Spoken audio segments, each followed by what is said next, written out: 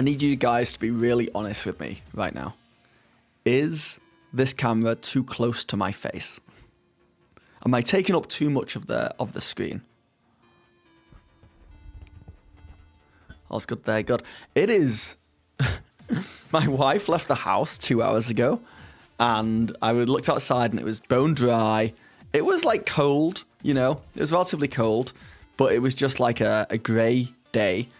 And then I sat down and I filmed, and then I got up like 25 minutes ago, and I go outside. My wife just gets in, and she is covered in snow. And I look out the window, and it is like a winter wonderland out there. Like, seriously. It's insane. It is coming down. It feels like Christmas. Which is like a thing here in Canada. Like, that happens. In April, we get suddenly... it was really sunny last week. And in April, we just get a bunch of snow last minute. And then summer. So we know it's summer after this one.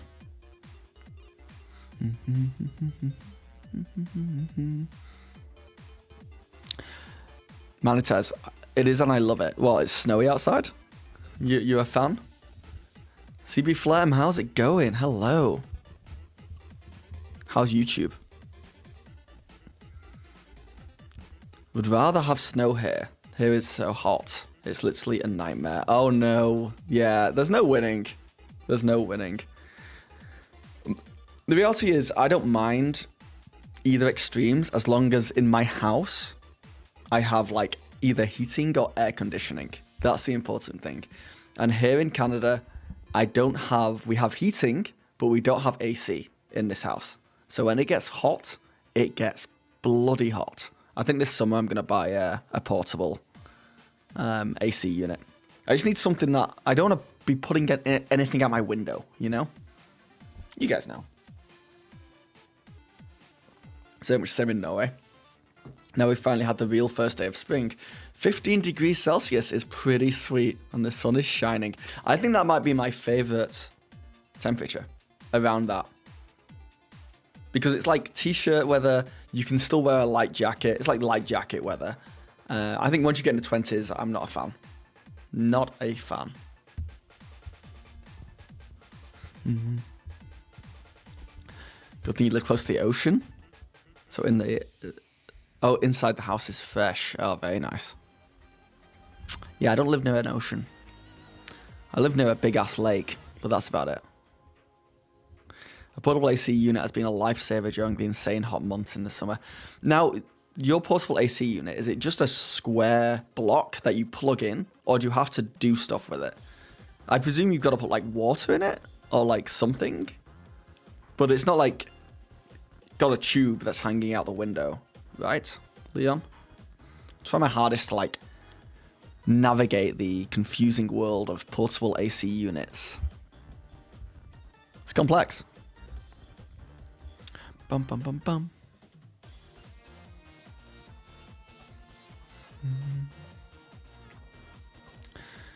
Yeah, 10 to 20 degrees is optimal. Yeah. When you guys play D&D, do you ever think about the temperature in the game world?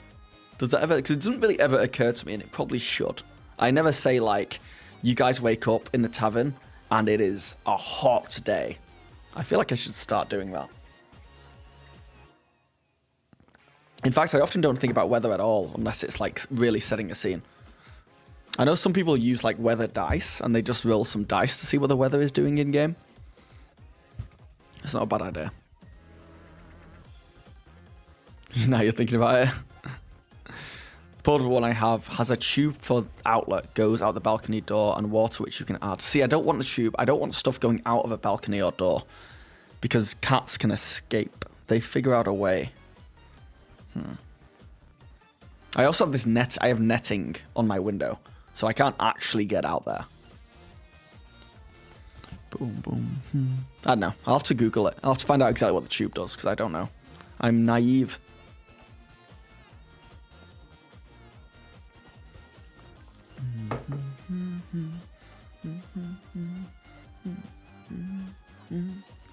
But yeah, I just this morning filmed a video about this whole. I don't know if you guys have heard about the Baldur's Gate 3 unofficial mod for Stardew Valley. You guys heard about this? Here, I've got the thing. I used this for the video. I can quickly go through it if you want. Baldur's Village. Oh, hey. You still want this, right? Yeah, I'll have some. Thank you very much. They've been begging for a mukbang, so. No salad? No, I'm good for the salad. You don't have to shame me like that. I just want a tiny bit of I'm sandwich. gonna eat all the salad then. Okay, enjoy. You guys don't mind if I have a bit of a sandwich, do you? Say hi from you. Oh, sorry, Leon. She's gone. Next time. Oh, yeah.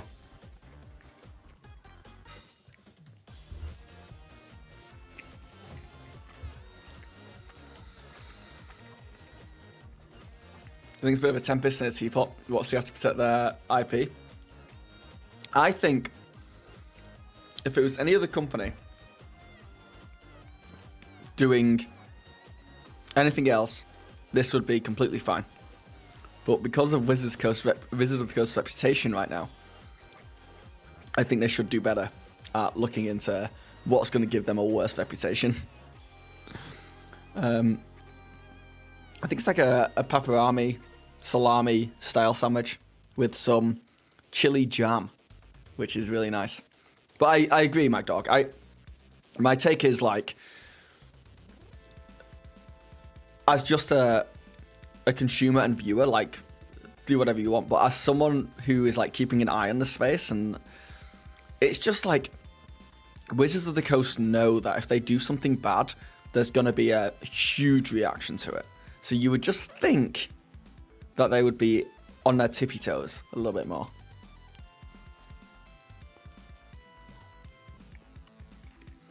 I'll go through it in a minute. Is that Ian or Lane? I don't know if that's an L or an I. Ian. Ian?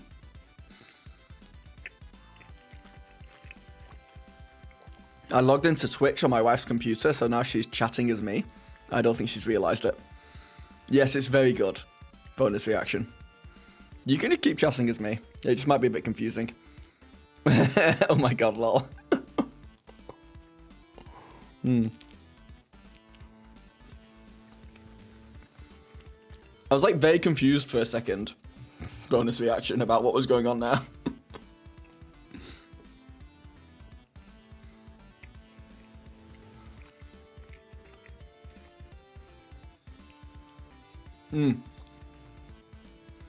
Yeah.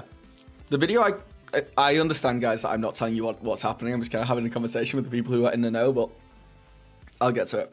The thing is, I get them not wanting it to get out of hand with pushback and stuff. It just like, oh man. They just need to communicate better in general.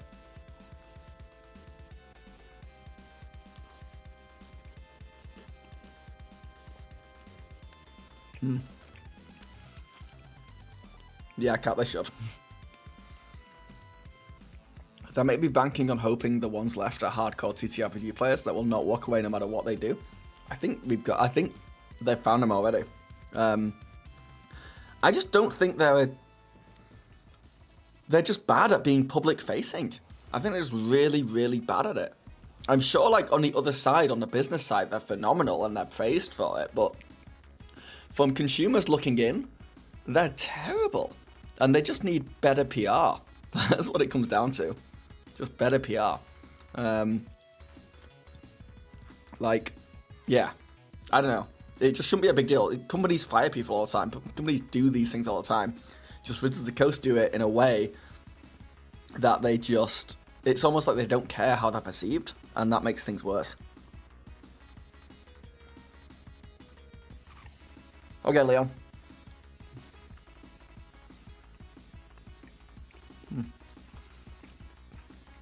I'm sorry, I'm almost done with this sandwich.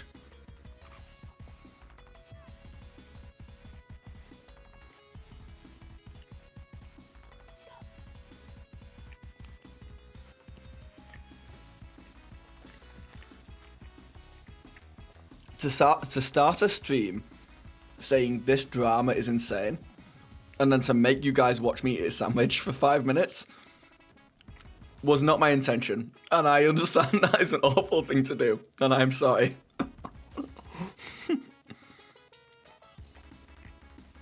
Don't tell me to shove it in my cup.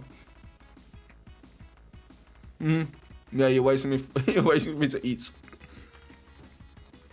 Which is nice because I have 27 people watching me on YouTube right now, just watching me eat. Which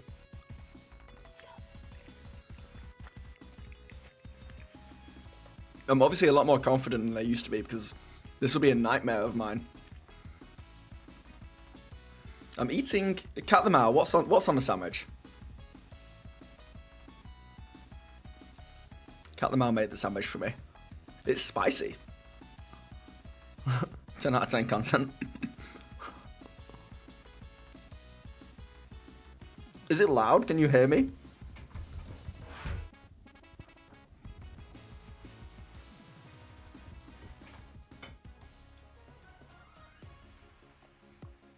I'm almost done.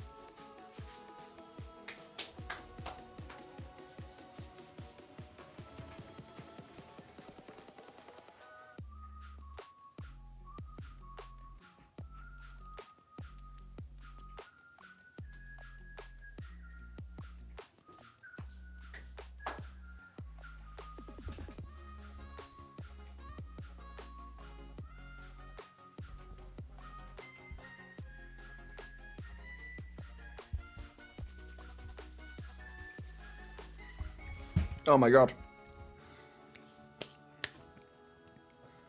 Done. Well, way to not enjoy a sandwich is just to really just shove it in there.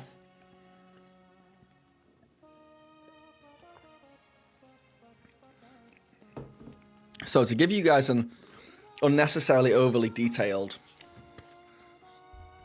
description of the events as I understand it.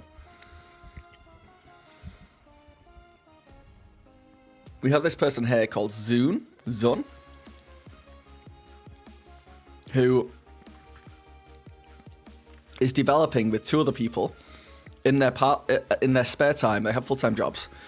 This Baldur's Village, and it is a Baldur's Gate 3 mod for Stardew Valley, where you have sprites, little, really beautifully drawn and cute little sprites of the Baldur's Gate 3 characters who are, you know, around this little town, and there's tons of other stuff in this town as well. It's not just the characters. They put a lot of work into making this like homage to Baldur's Gate. And they've been at it for like, I think, yeah, since at least April last year. Probably longer, probably much longer. I would say they've been developing it for over a year. This the Wolf Pawn. It's a bunch of people created a Baldur's Gate 3 mod in Stardew Valley, is the too long didn't read part of it. And here is it in motion. Look how beautiful this is. Look at Carlac down there. They've got dialogue and everything.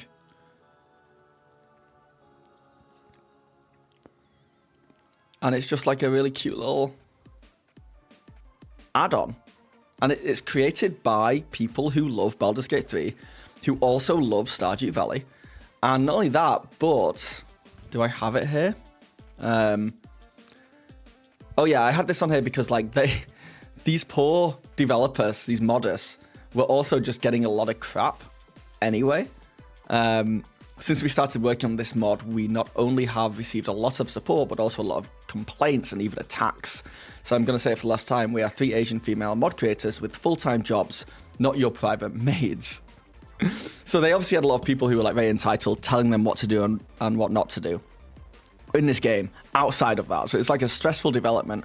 But then Sven Vink, who is the head honcho at Larian Games, Larian Studios, who created Baldur's Gate 3, came out and said he has so much love went into this. It's amazing work. So praise from the guy who created Baldur's Gate 3 themselves.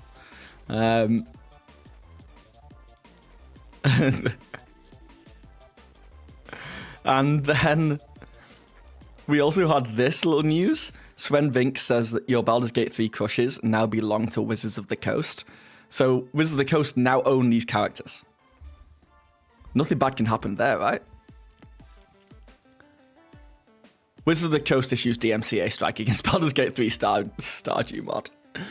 Which, like, you guys are right about. Like, the people saying, like, they can shut down other people using their work like that.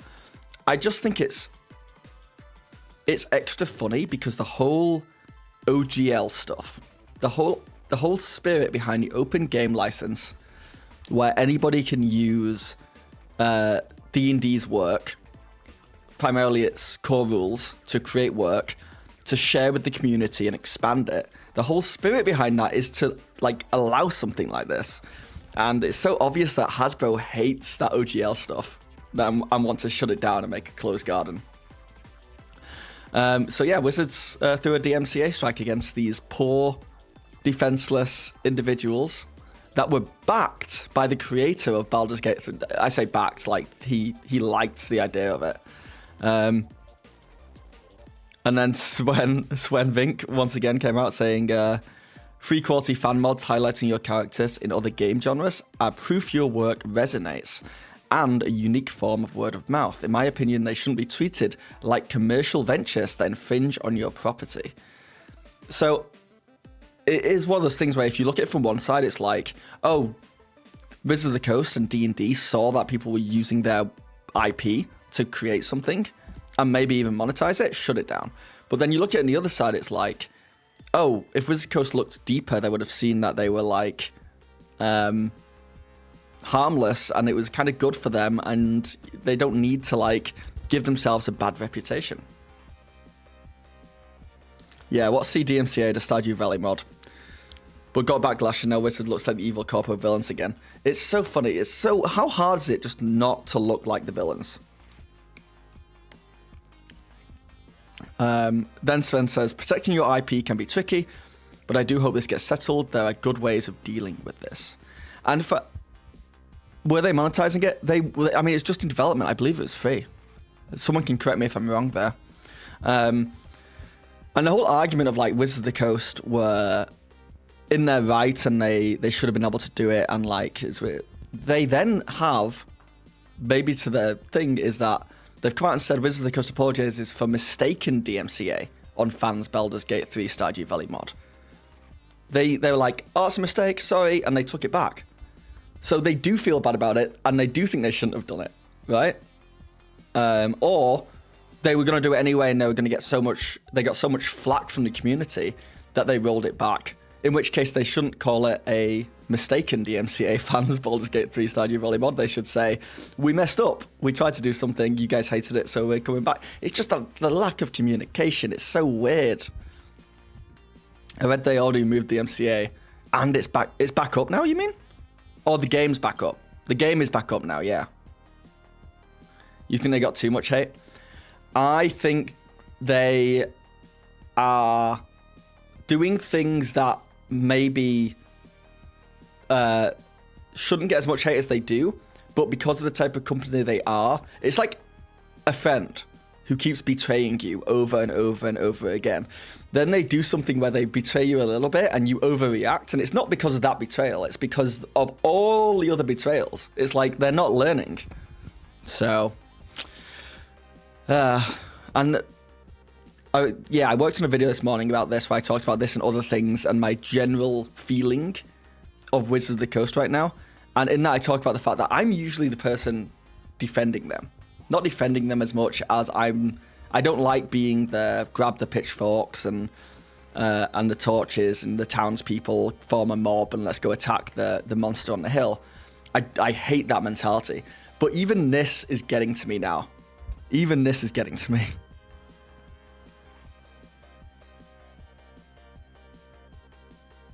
No, they got too much hate for taking it down, you mean? Yeah. Snowball effect. This isn't the first time Wizard looks like evil corporate villains. Exactly. As someone who's working in large corps, this seems like something a lower person flagged and acted based on policy. There's no nuance possible because the workers are given strict guidelines. So basically, you're a polite content consumer. I'm very aware that the stuff that Wizards of the Coast is doing is terrible, and they're trying to profit from it. But I'm also very aware that on the other side, the news articles, the videos, the streams like this one, the creators, we profit massively when Wizards of the Coast do something stupid. Massively. I mean, not so much, I'm not big enough, but there are bigger creators who, every time Wizards of the Coast mess up, the creator just makes $10,000, you know? And so they push it and make it and build it into something maybe worse, or certainly keep it in a limelight longer than it maybe needs to be. So that's where I fall on the more optimistic side of things, because I know there are other creators who are going so hard the other way that I'm trying to balance that out. If that makes sense, for better or worse. Reminds me of the time Disney sued a woman for having Spider-Man on her son's headstone without their permission. Yeah, it's just think about it, look at it, talk with someone else in the company, see what they think, bounce it back and forth, and then make your decision. Don't just make the decision. Yeah, they're backpedaling now. Well, my issue is that they keep doing this. They keep going like, oh no, that was a mistake. We'll roll it back. And it's like, stop doing it in the first place. They really messed up with the OGL, and now every time they do something, it's adding another layer of terrible on them. After the OGL, they said they would make it up to us. They said they would work hard to make it up to us. And I have not felt made up to once. I don't know where the making up is. They invited a bunch of content creators out that one time. Not me, but I wasn't that big. But they invited a bunch of content creators out to that event where they were trying to make things okay and smooth things over. And then they just kind of gave up on doing that. They just gave up on it. In fact, it feels like they've given up on D&D YouTube completely, and streams. I see them working a lot with like TikTokers and YouTube Shorts people, because I think they're trying to get in with like the youth. And there's a lot of new people there who are, you know, the bridge isn't burnt yet. But yeah, it feels like they've given up completely on us YouTubers. Well, it is mechanics of capitalism. Yeah, we can always blame capitalism.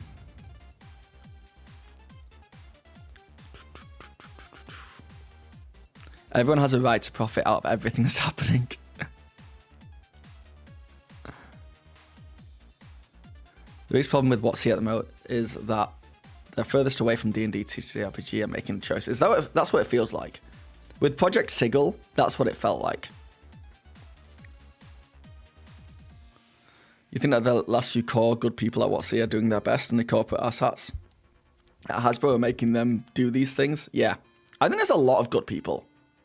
I think there's a lot of good people over there still. And it's like the very few people who are making the decisions. Or good people who just aren't thinking these things through or under pressure and if you keep making mistakes like this, then you've got to change something. And I wonder if they've changed anything. It's most likely that even a WotC Hasbro employee who issued the strike, companies of that size contact other companies who do this kind of thing, the first year law associate who flagged it. There's that as well. It's the same with the Pinkerton stuff. People hated the Pinkerton stuff. I was like, WotC probably had nothing to do with that. But maybe just keep an eye on the ball a bit more.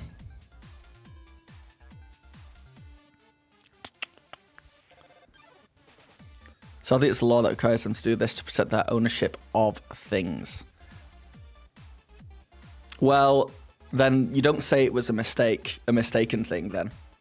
If it was the law to do it, then they should have stuck with it. I would have more respect for them if they were like, no, we're keeping a DMCA strike. They shouldn't be using our IP. An IP holder is obligated to protect the IP, so this feels like the legal team did what they always do, and then someone from marketing caught wind of it. Yeah, and they turned it round. I wonder if they would have turned it round still if there was not as much media backlash. Is me making decisions of a sports club of a sport I don't have any love for? Yeah. Yeah, wait, can you share some news about the Sigil project? I've read some conflicting point of views. Yeah, I can tell you exactly how I understand the Sigil situation. I like to think I'm on top of that because I really cared about the Sigil thing. They announced Project Sigil years ago, a 3D VTT that would allow you to play on your PC, Mac, console, phone. You could play online with people in person. You could play. You could sit around a table with your phones out, and you could use the VTT just to see where your minis are. And they showed stuff, and it looked cool. It looked good. There was a lot of fear about microtransactions, probably rightly so. Then we heard nothing for a year. Then they released D&D Directs where they showed off more stuff. It looked pretty cool. Then we heard nothing for months. They said it was going to be released last year. Didn't get released last year. Pushed back. Then at the start of this year, it went into testing. I think it was alpha initially. Closed alpha. People would go in and try it. Then it went into beta. Then it went into open beta in like February or maybe even March. I think around February, when I got in there and I played with it, and literally at the end of February, early March, I did a live stream where I played through the whole, I call it a campaign. They have an adventure in there that you can run, and I ran it and I just played with chat and we played through it to see what the deal was. I didn't struggle with it. I had a good time with it. I ran into a few bugs, but I thought it was in beta still. This wasn't playable on Mac. It wasn't playable on console. It wasn't playable on phones, obviously. And it was lacking some core features. And I thought, you know what? If it's in beta, if they're going to keep building on it, one day this could be good. And I remember saying on stream, and I made a video of it, I'm excited for this. And then I went away to Japan for 3 weeks. And then I came back to the news that they had fired 90% of their team. I think this team was like 30 people. And then they have stopped development on it in the direction they were going, and they have slotted it into D&D Beyond as a feature for that. And they may still build on it on D&D Beyond, make it usable on D&D Beyond, but they are not going to develop it in any major meaningful way like the plan was. That's fundamentally what happened. And they made me look bad because I was like, give Wizards of the Coast the benefit of the doubt here. Hopefully they do well. Hopefully it comes out and stuff. And then they fired a bunch of people and I looked like an idiot. Yeah. I shouldn't make it about me, but...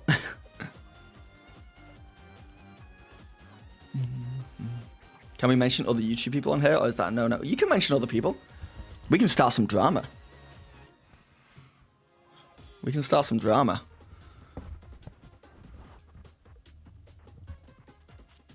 Let's. What's the controversy ranking stream incoming?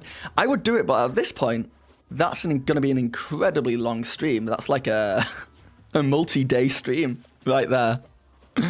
I would like to see... I've thought about doing a video in the past of just listing every single issue we've had with WotC since my YouTube channel started, which is 2 years old, 2 and a bit years old, and it's a lot. But then I didn't want to be, and I still don't want to be that creator, you know, who just feeds off the drama. But yeah. I think I saw you in Crispy's Tavern video about Sigil. Oh no. Was he mean to me? Was he mean about me? I might have to check that out. I saw the D&D Shorts video on it, and I agree with that for the, like, 95% of it.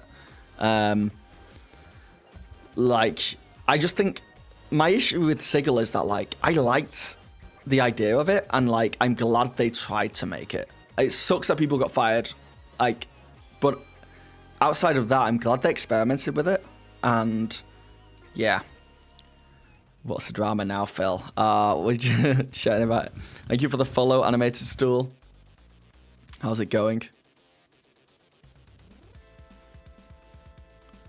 Oh, you played a bit of my playthrough? Right.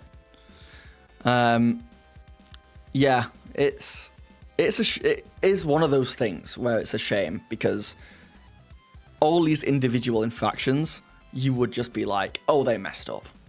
Idiots. But you put them all together and it's just like shaking a Coke bottle up with a Mentos in there. Really enjoy my YouTube vids, just came from one. Well, thank you. Which one did you come from? No bad talking about the creators. Hasbro just needs to cut their losses, sell WotC to Matt Mercer. I would love them to sell Wizards of the Coast to like anybody else. To anybody else. But obviously, like, we keep seeing like videos of creators being like, it's losing money, it's bad, but it must be doing okay for them to keep hold of it, or it's worth it to them to keep hold of it for whatever reason. Maybe it's just to stop competitors from getting it. Have I tried Fantasy Grounds? That's been your VCT for over a decade. I've not, and I need to, and I want to work on a video, and I was planning to do it when Sigil came out, where I try all these different VTTs, 3D and 2D. So that's when I want to try everything. I've just been putting that off because it's like a big undertaking. It's a big video.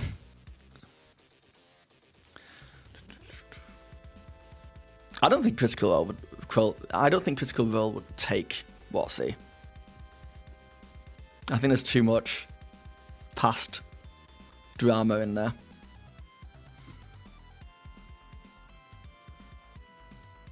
You should like a stream where you DM and the viewers are the players, would be interesting. Oh, Blue, we have talked about this non-stop. What I want to do, and I said yesterday that I was looking into this and I did not look into it, but if anyone in chat is a bit of a streaming tech wizard, I'd love to know their take. Because I've seen other streamers do it. I've seen other streamers have some kind of overlay where viewers can click on Twitch, and where they click on the screen, it shows up. Like, it's like if all you guys clicked on my forehead, it would show up how many people clicked on it. So it's like voting. And I was like, we could do that with a character sheet. So it's like, what do you guys want to do? And if you guys all click on Fireball, I would know. I could see a vote, a percentage of the amount of people clicking on Fireball. And I could DM, and I could just show you the character sheet on screen and have a timer. And you guys choose what you want to do. And you only have like 10 seconds. And then we just play like that. I think that'd be so much fun. So I need to look into that. I actually think the biggest issue is it's hard to fit a character sheet on screen, because like character sheets are like multiple pages long.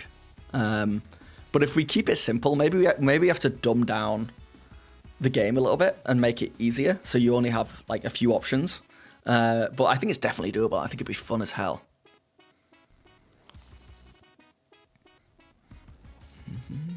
WotC needs to be run by people who care about D&D, not the 10th gal in the suit that just sees money. True that. Wasn't Elon Musk in the market for D&D? Elon Musk sent out one tweet saying, how much is D&D, as a joke. I don't think he was ever going to pick it up.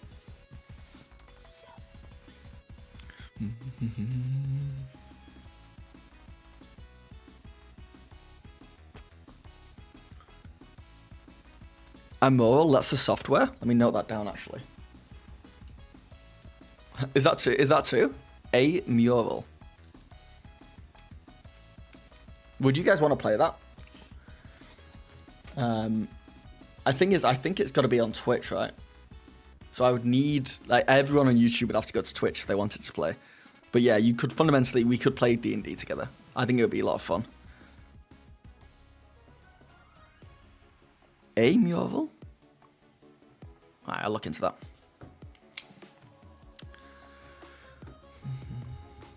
You can help, you believe? Shouldn't be too complicated. Yeah, hopefully. I'll look into it. I'll let you know if I need help. I'll put out a call in the Discord where I'm like, I need help. Champion fighter, is that for like the ease? If Fireball is in the spell list, why would we do anything else? Well, that would be the dream. Thank you for the subscription, by the way, Animated Stool. Huge. Thank you so much. What was I just saying? Fireball, why? If Fireball is in the list, why would we do anything else? Well, that would be, I mean, you guys would create the character, I guess. So, it would be up to you. There are better things than Fireball. There are more fun things than Fireball. Hasbro hasn't made you leave D&D yet, but Elon would. Yeah, I don't want to get too political in that, but I would not be happy. Elon is literally monetizing the hell out of everything he touches and trying to put AI into everything he touches. And I just think that combo would just destroy D&D. It would just destroy it. Mule. Good to know. Okay. Silvery Barbs. I might have to ban Silvery Barbs, guys. I'm not going to lie. Well, I got a Pyromaniac on my team, and I'm too scared of giving him Rod of Fireball. Look, we all know that magic fire doesn't set anything aflame. Okay? It just bounces off things. So you're safe.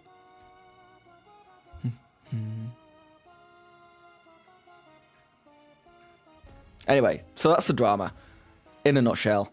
Wizard of the Coast tried to take down the little guy. The little guy had some backing from the creator of Baldur's Gate 3, who... also, that's the issue as well. It's like those characters, like Wizard of the Coast, only just got the rights to them, and it's not even their characters. So for them to just be like throwing their weight around is crazy.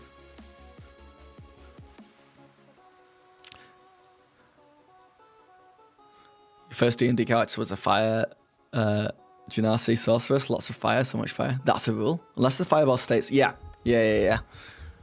the magic fire. Unless it says it sets things alight on a spirit. Spirit Wolf is right. Rules is written, it doesn't. Yeah. And like that ties into other stuff as well. Like you could use fireball underwater and stuff like that. I think. I've not looked into that, but that's how I'd rule it, because it's not fire. It's not the same thing. It's like a magical embodiment of fire. So, which gets dumb, because this is where the vibe checker DM in me would be like, I wouldn't rule that if someone threw fireball in a room... Wait, does fireball set a light to things? Can someone check that for me? But if someone used magic fire in a room, I wouldn't say the whole room sets on fire unless they wanted it to. If a player wanted it to, maybe I'd change it, because that could be fun. Yeah, fireball underwater had it happen in a few games. What's going on, Maze? I never got to play Silvery Barbs, and you'd ban it. I hate Silvery Barbs. I hate Silvery Barbs. I hate anything that, like, stops the flow of the game. It's like, did you guys... this is a deep cut now, but did you guys ever play Overwatch? The original Overwatch game had all these little... It was fun. It was fun to play. People liked it. But they changed a bunch of stuff. And one of the things they changed to make it better was the fact that it had a bunch of abilities that just stopped the other characters in their path. Like, there was a character voiced by Matthew Mercer who threw a stun grenade down, and it would just make the guy who it hit, or multiple people, stunned for like 3 seconds. And they realized that's not fun. That's fun for the person who threw the stun, but it's not fun for everyone else involved. And that's kind of what I think about D&D. I don't like times when we just when you just stop momentum. That's why I don't like stunning my players or putting them to sleep. I don't like doing that stuff just because it's not fun for them at all. And that's kind of how I feel about Silvery Barbs. It kind of just stops the moment dead. I also don't like, it's fun for the players to do, so obviously I allow it and stuff, but I hate it when I have players who had crowd control and they just like cast sleep on me or something like that, or monks with stunning strike. I hate it. I'm just like, let's just get on with the combat. The cowboy dude, yes it was, yeah. He was called McCree, but they changed his name due to complications. I'm going to do a Raw versus RAI video, as I think that would be fun. Maybe. That could be cool. I did enjoy doing that video over the weekend about the different types of DMs. A lot coming for your characters, I see. Yeah. It's not my fault. Yeah, I would never take it away from you. It's so much fun. But I also would never do it to you guys. Like, I wouldn't just cast sleep on you guys. It sucks. Because then you just, at least as a DM, I have other people. I'm doing other stuff. But if you're a player, you just have to, like, skip your go. You'd hate all your characters, probably. But I know my players enjoy doing stuff I hate as well. They like doing something and seeing me just be like, oh, really? They enjoy that. I'm not going to take that away from them.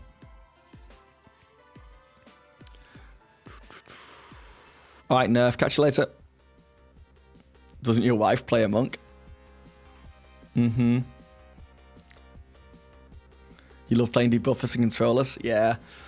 Playing with someone in the game, in our current game, who loves throwing grease on the ground around my enemies.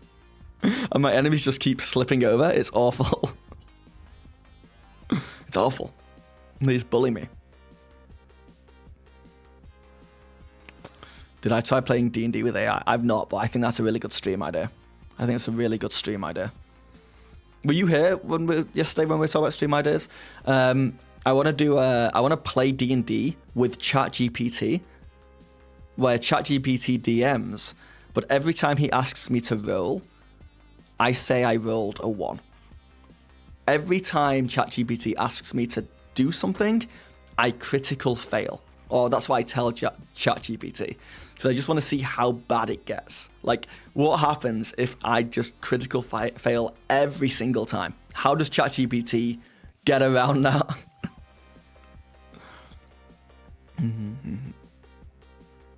I like it when the players get around the big baddies stuff. Like when Amy flipped the giant alligator boss in Exandria Unlimited and put the gator to sleep, because that's what's happening when you flip a gator, yeah. Bard sorcerers and monks are your jam indeed. I would love to see you, Cat the Mao, play something completely out of character. Like a barbarian. I'd love it. I think you'd like it. Hulk smash. There's D&D card game. Or there was. Oh. Magic initiate feat for Silvery Barbs to make sure the monk stuns. Yeah, all that stuff. I don't like it. I don't like that stuff. Everything you just said. Like, I don't like that thought process. I don't like it.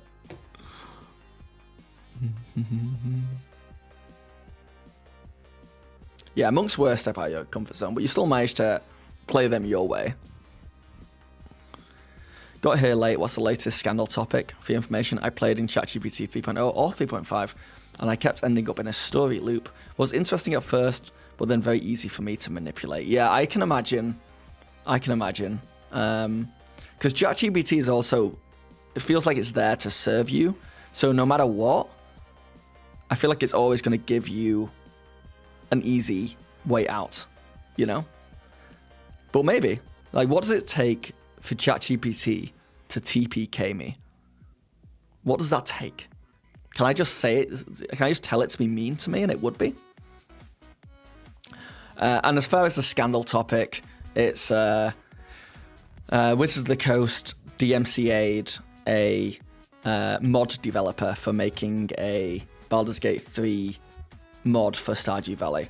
But there's just been a lot of uproar about it because it's like the guy who created Baldur's Gate 3 came out and said that he approved of it and liked it. And then Wizards of the Coast have been like, shut it down. And then almost immediately they were like, oh, actually, just kidding. No, we're just joking. It was a mistake. We didn't mean to shut it down. And then they rolled it back. You know, fun times.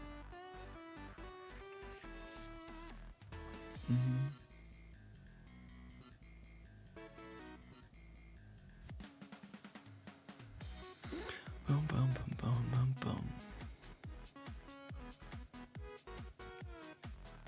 You sure you've seen character sheets that are scratch off, so you don't know your character until you attempt something and scratch off that box? Yeah, that is my most viewed TikTok is talking about that. It was Oxventure, who are a UK actual play show. They did D&D but Amnesia, and that's what they did. They had scratch cards. You scratch off the player character sheet so you don't know what your character does because you have amnesia. And it's a brilliant idea. Brilliant. So does the Baldur's Gate creator have the IP or does WotC? Well, this is the thing. WotC now have it. I believe, maybe my timeline's off, but I believe the Baldur's Gate creator was like, it was like, you can, this is good, you can make this mod.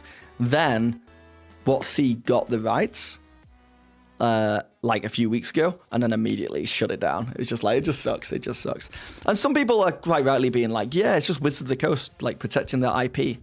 So it really depends where you stand on it.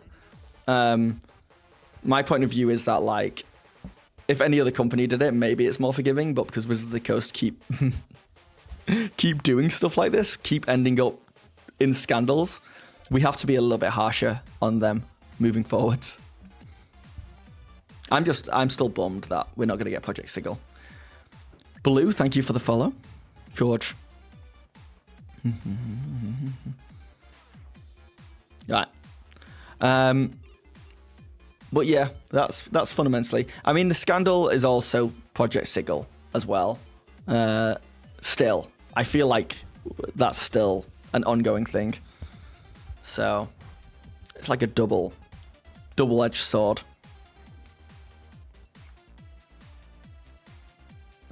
No, the modders never had the rights. They kind of just got the approval, if that makes sense. Like, there's no legal stuff. It was kind of like, I can play video games on stream. Technically, if someone wanted to come at me for doing that, they would be legally okay to do it. But if I was streaming, say, Baldur's Gate 3, and suddenly Wizards of the Coast were like, copyright strike, don't stream our game online, then I think there would be a lot of backlash for that as well. You're looking forward to Sigil so much, you even have the beginning of a keep in there with an encounter. Yeah. I mean, it's still there. Like, I think a lot of people think that they can't use it now, but it's still there, and it's usable if you have a high-end PC to create stuff. The thing that I didn't take into account when I played it, and D&D Shorts covers this really well, I just didn't even think about it, because I was like, oh, this is good, like, sure, you need a high-end PC, but if you've got it, it's a lot of fun. You can create things, you can go through the story. I never thought about the fact that, obviously, you need 5 friends who also all have high-end PCs, which is unrealistic, because you're playing it with 5 other people. That didn't even occur to me at the time, because I'm a bit of an idiot. But, yeah, it's problematic. Let's hope they work hard on Beyond Maps platform. Yeah, I'm hoping they merge it, because I like the idea of the maps, which people seem to like. People seem to like the maps on D&D Beyond. But imagine you could create a mini in Sigil, because you can customize and create your own mini, and then drop those 3D minis onto a 2D map, and then move them around and attack with them, like in Sigil. I think that could be really cool. Honestly, that would be I'd prefer that to whatever they were planning with Sigil, to be honest. Let's get into the gritty details of copyright law, which relies on a transformative fair use doctrine. So things like mods or game streams are really illegal grey area. Yeah. It really depends on... it's really interesting that games are fine to stream. Like, just unanimously, the games industry have been like, you know what, you play our games, then people buy our games because they watched you play our games. That's not the same with the music industry. The music industry is like, no, you cannot play our stuff at all under no circumstances. People have to buy it if they ever want to hear it. And like that, it's the same thing, but it's just two different approaches. Right, George, but in the end, you have to determine what is the outcome and risk. We can solve this right now in this stream, guys. We can put our heads together and we can come up with a way to handle all this. All right, what did Watsy do this time? Hey, goofball. I'm going to have to change the title. or come up with like a much shorter way of describing it. To speedrun you, because we've talked about it already, goofball. They tried to, well, they did. They DMCA'd and took down a Stardew Valley mod that was using the Baldur's Gate 3 characters in there. And it was a much-loved mod. And the creator of Baldur's Gate 3, Sven Vink, said, this is great, you should do this. And then, yeah, Wizards shut it down. And then there was uproar, obviously from the community and from the media and from Sven Vink. And then Wizards of the Coast went, oh, did we DMCA that? That's our mistake. We'll roll it back now. And they rolled it back. So, no harm, no foul. But they've just been causing issues. True clickbait title, but I'm actually liking the general discussion, so we will forgive you. yeah. Sorry, guys. What did I call it? What did I call it on YouTube? The scandal just got worse. There's yet another D&D scandal. That's not clickbait. Arguably. It is lacking more information that I could give you to get you to click. The whole clickbait conversation is an interesting one. I would love to get into that as well. Since we're here solving copyright law claims, we should also solve the clickbait pandemic that's happening, especially in the D&D tuber space right now.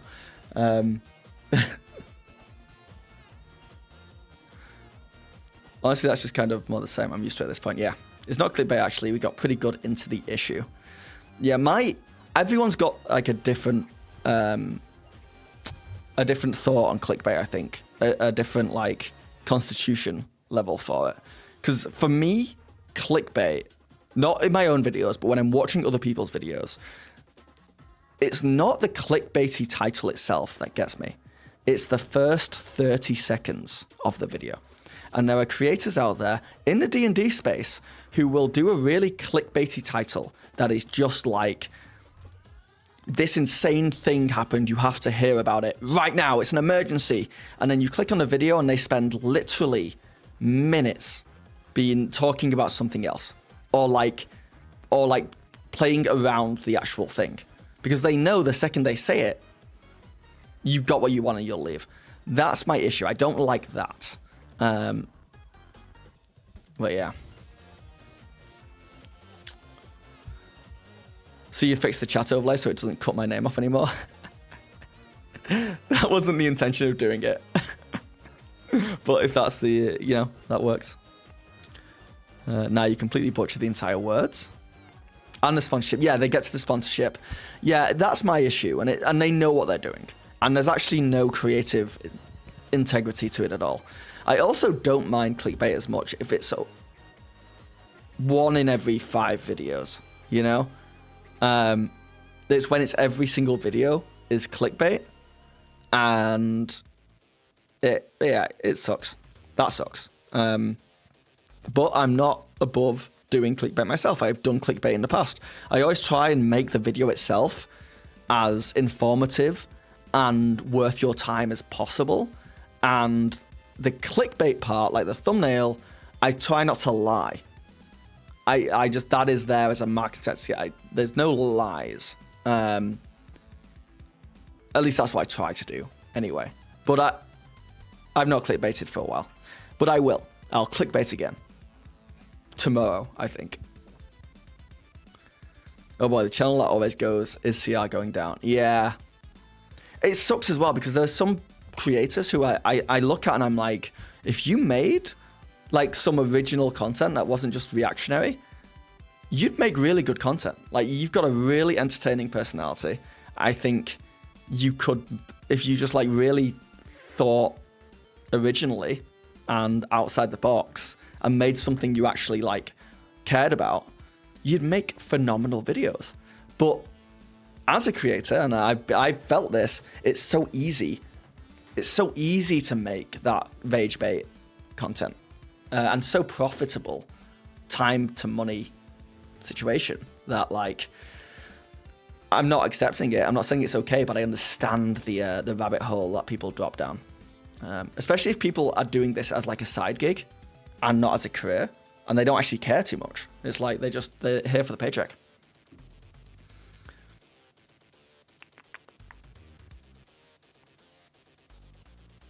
I love the art of clickbait, but it should still directly related or applicable to the content. Yes, I think we should come up with different words. There's rage bait, which I think is the worst. And rage bait is a thumbnail that plays on people's emotions to elicit. It's usually rage to elicit a response, and that's what I've done. I've done rage bait. You know, my Twitch stream title is "How is there another D&D scandal?" Exclamation mark, question mark. That is because I want people to see it and be like, how dare they? And they come into my stream passionately. That's rage bait. I've realized that now. I just realized that now. I shouldn't have done that because I really hate rage bait. Then there's clickbait, where it's like it's showing things in the thumbnail that didn't happen in the video. Ludwig did a video. He's in Japan right now, going from south to north of Japan on motorbikes, tip to tip. I don't know if you guys have watched that. In his second to last video, his thumbnail was him with New York in the background. And the title says, "We got lost." And I can guarantee you they didn't get so lost in Japan that they ended up in New York. There's no way. That's clickbait. It's lying in the thumbnail. But certain creators can do it in tongue-in-cheek way and get away with it. Other creators can't get away with it. And then there's whatever's under clickbait, which is the sensationalism, where it's like, hey, this is what I'm going to talk about in this video, but it's amazing and you won't believe it. And I think that stuff's okay, right?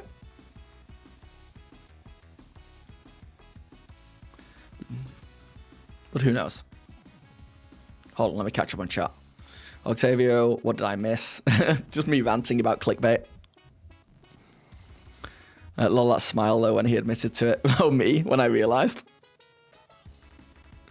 It's sad things. Humans love fire, so we just want quick and fast drama to give our opinions and move on. Yeah. Yeah.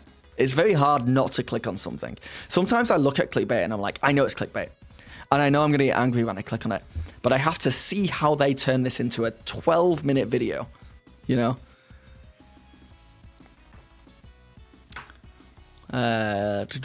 Claims Soleil. Well, hello there. I'm not even a D&D player as I prefer World of Darkness, but I love your content. Oh, thank you. Get out of here. Get out of here with those compliments. Kind of hate how YouTube has become so focused on making money, and a lot of YouTubers will sacrifice quality to min-max the statistics. Yeah. The worst part about YouTube as well, it's not intentional, but they've put so much stuff into their tools, so much automation, that they're not in control of anymore. So if I go into my creator dashboard that I have, which shows me all my analytics for YouTube, there's a section in there that shows me other videos in my niche that are doing well.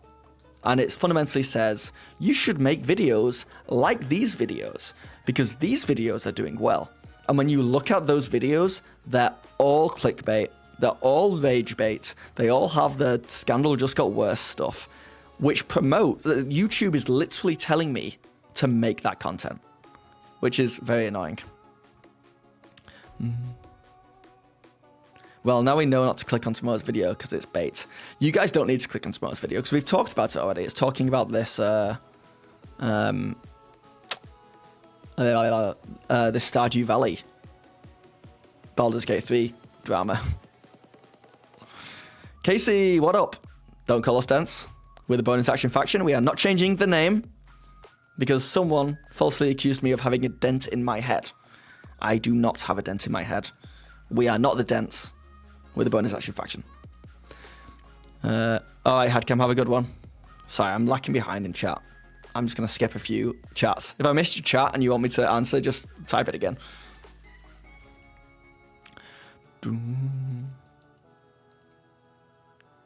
Yeah, it's an algorithm thing, yeah. No, still click on the video.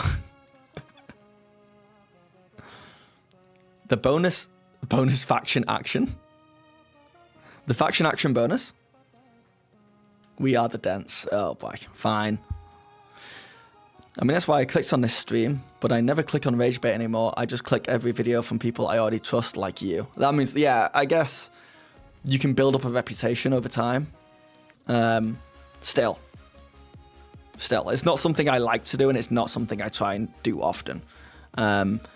Sometimes, like the video coming out tomorrow, it's based on the fact that I was really pent up. It really bugged me. So I just had to get the video out, and it's just me ranting. So, yeah.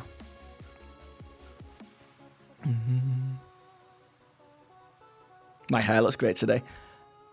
Don't flirt with me here, wife. I don't know why I've heard it, but eventually the entire internet will become a swamp of cat memes and vids. Then we'll get to World War II. WWW2? Oh, the internet, second internet. I don't know why I thought that I said World War. I was like... we are the adventurers. Okay, that's pretty good. That's pretty good. How is it going, Shinsigami, by the way? Bonus action members should be called reactions. We react to Phil, who is the action. Yeah, but I'm reacting to stuff as well. You know? I'm a reaction streamer today. So, you're the reactions. I'm the reaction. And the action is clickbaits. We follow a proud and noble strawberry blonde DM. Well, thank you, Silence. Thank you for not calling me a ginger.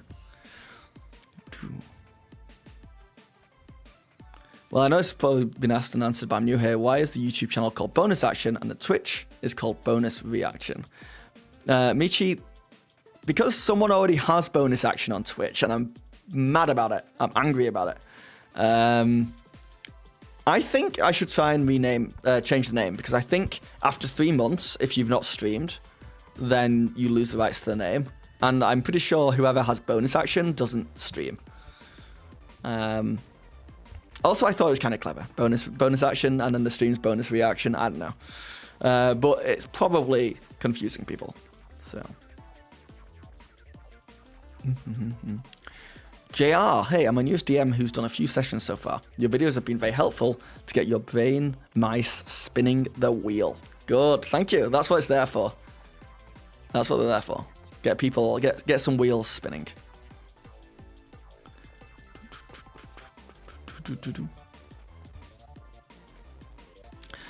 I can't wait to go to Japan one day with the wife. It was good times. It was very good times. Well worth the trip. I hope that you could find some unique accessories in Japan, such as unusual desks. Such, I presume RPGs aren't as big as they used to be in the 90s. There was a big community back in the day in Tokyo. Yeah, I could find barely anything, which is a shame. But I think I found some fun stuff. My favorite thing is definitely the dice clothing accessory over there that I got. But yeah, I wonder what country is the best country for. Probably America for TTRPG stuff. Living vicariously through a D&D YouTuber. It's not a great existence at the moment. I mean, it is great. I'm having a great time. I just wish I earned 5k more a year, you know. We'll do another state of the funds of the revenue in a few months. Because I think people will be interested in that just because I'm streaming so much now. I'm putting out so much more content. Is it affecting my bank account at all? And spoiler, it's kind of the same. It's kind of the same. And even though I'm putting more videos out and I'm streaming more and I'm like putting more work into this, actually it doesn't feel like I'm putting more work into it because I'm not spending as long on individual videos. So it's like onto the next thing, so stuff's going faster. If you don't log in for 3 months and don't stream, I've heard this name since 2013. Huh? If you don't log in for 3 months and don't stream. Oh. You're right. Like, viewers keep names. I don't know how it works, Michi.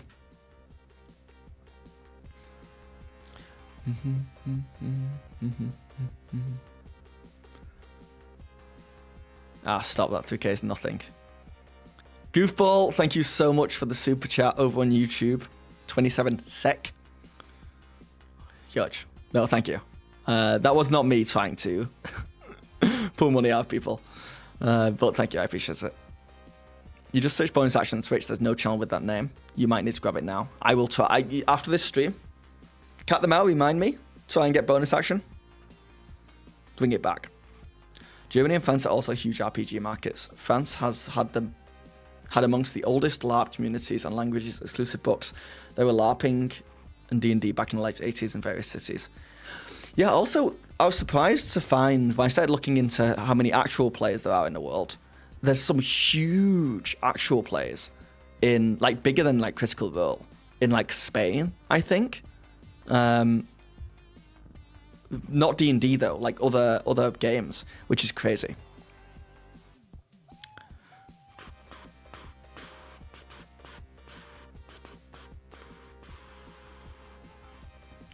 I've been going through DM vids. Daddy, thank you for following the channel. I've been going through DM vids just to see where I can get better. I really like where you pointed out how Brennan asks characters how they feel in a moment. I'm going to use that a lot. Yeah.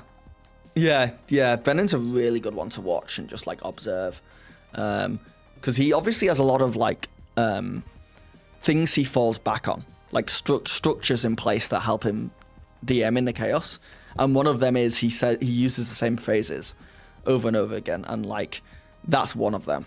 It's really like, educational to watch Brennan DM.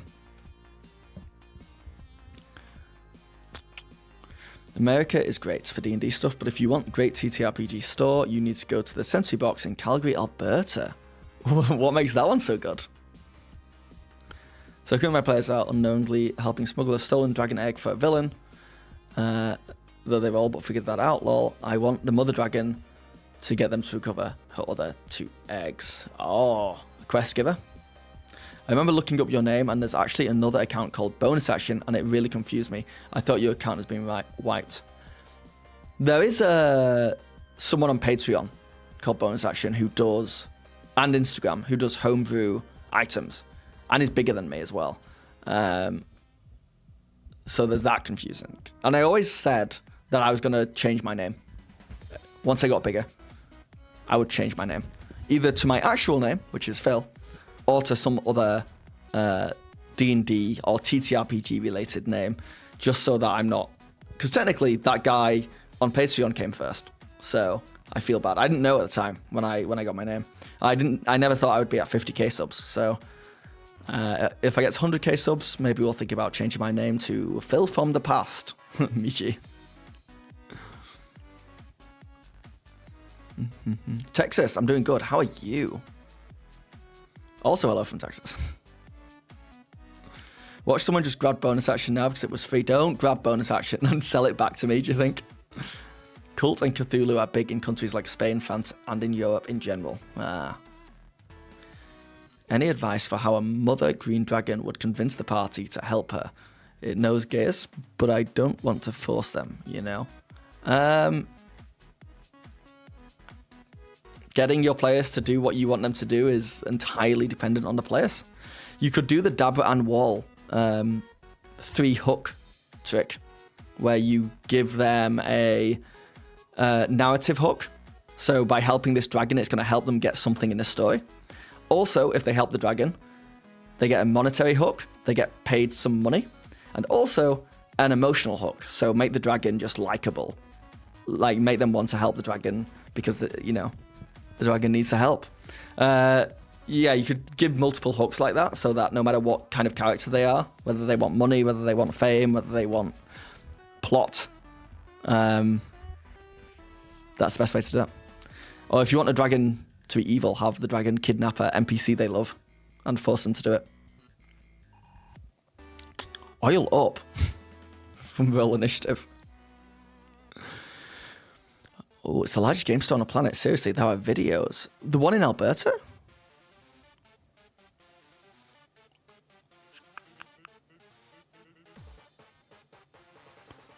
What do you use for map creation when you run a D&D session? I play in person. So if it's a battle map, I just use like battle maps and terrain on my table. And then if it's like a map of the world, we've been through this before. I draw really bad maps on paper. Really bad maps on paper. Like they look like children drew maps. But yeah, do I build it? Yeah, so I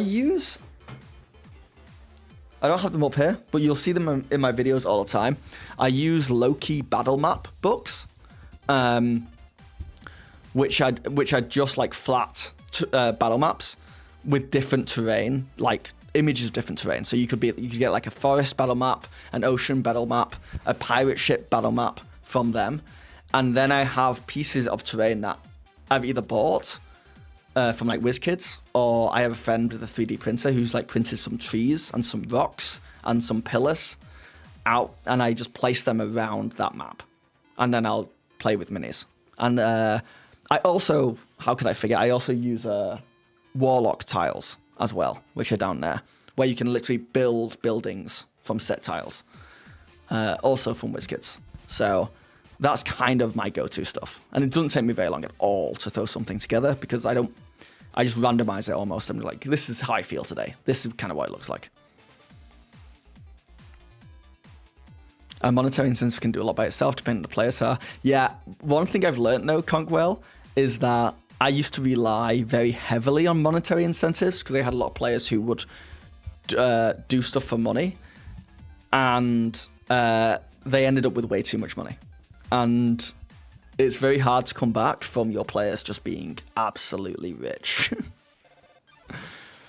You do your world's map in the shape of your bass guitar.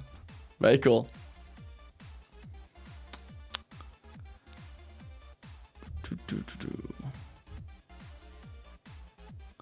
Oh yeah.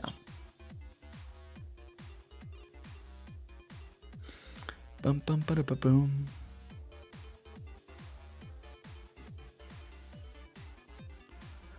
Ba-da-boom.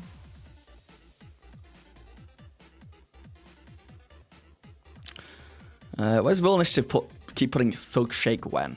Roll Initiative, if you do that one more time, I will time you out. Does anyone get that reference? Is he making fun of me somehow?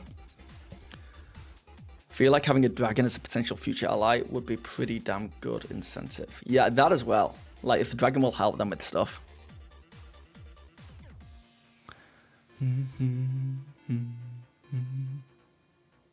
It's a meme. It's a meme, chill. Just relax. Dent shake when? Oh, dent shake, you meant to say.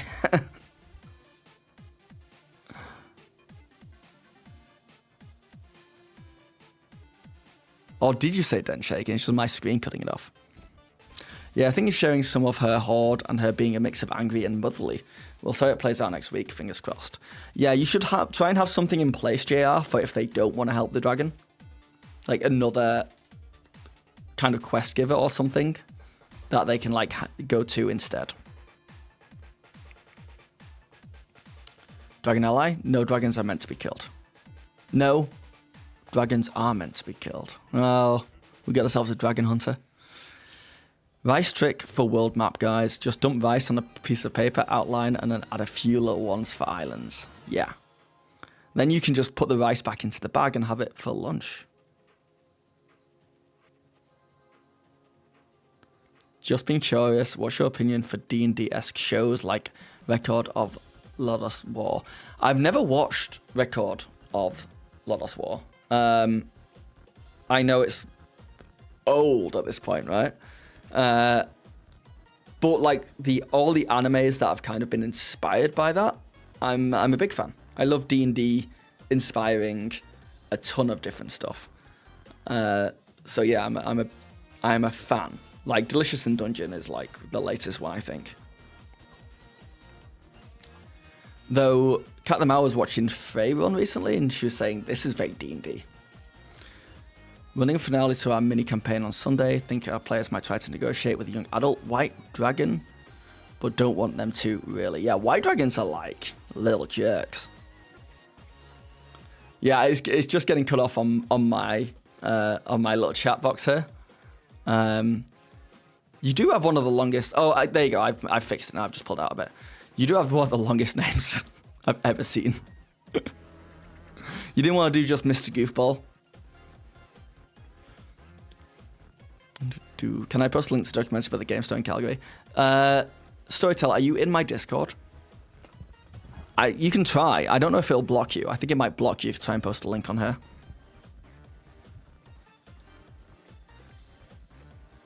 Dun dun dun dun. They can always help the villains instead. True that.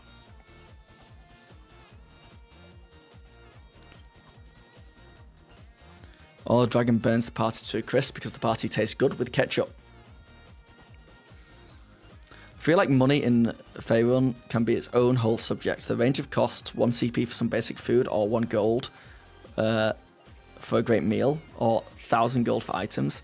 Income inequality gone wild. Yeah, I really that's my biggest weakness as a DM. And you can ask my players that. Like, keeping track of how much things cost and how much things should cost, I'm notoriously bad. And I will just, like, sell some kind of item that's supposed to be expensive for dirt cheap one session, and the next session I'll make just like a pint of ale ludicrously expensive, just because I just cannot keep track of that stuff. That's the number one thing I have on my DM screen, just like prices of things. Oh, you think it finally stopped snowing? Good. Now I just hope it all melts. Trace likes to boop links. I'll post it on Discord. Yeah, I'm interested. What's the place called again? I'll search it on YouTube right now. We can take a look.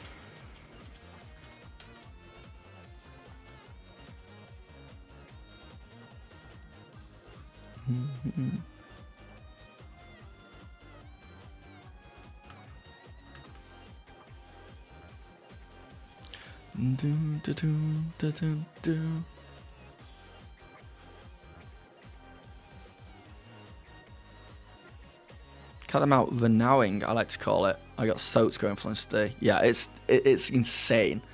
Cut them out left like 3 hours ago to go out, and it was bone dry outside. And then she came back and she was singing Christmas. She was humming Christmas tunes because it was a white Christmas out there. It's a winter wonderland.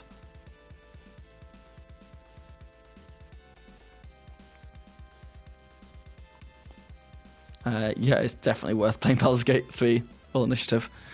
Whether or not Twitch uses a link depends on how the channel is set up. However, Twitch recently changed the setup on my own stream without my permission, and I had to fix it. Oh, interesting. The Sentry Box, okay.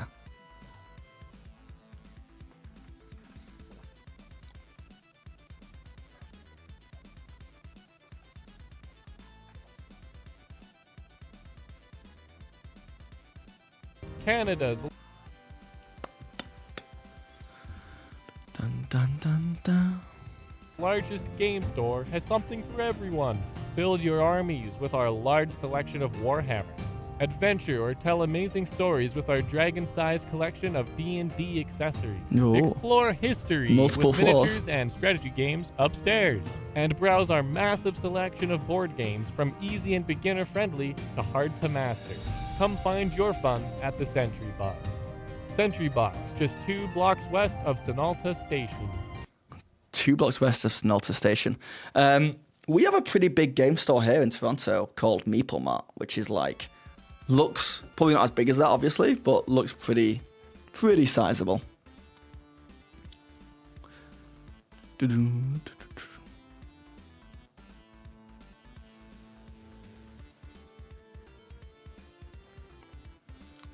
There's a YouTube video called Friendly Local Game Store, full documentary by Deku. It has an hour long about this place. Is it good? Is it a good documentary? Yeah, my hair looks awesome today. We must take note of how it's cut to bring it to the next appointment. Yes. For context, guys, this haircut is Korean. I got it in Korea. So if I want a haircut like this again, we have to go all the way back to Seoul. But it's also, cut them out, I've been using beard oil. And I've just been putting the beard oil in my hair. So it could be that. Not on purpose. I just use beard oil on my beard and then I run my hand through my hair afterwards. And it means I don't have to use any product. So, you know, doubling up.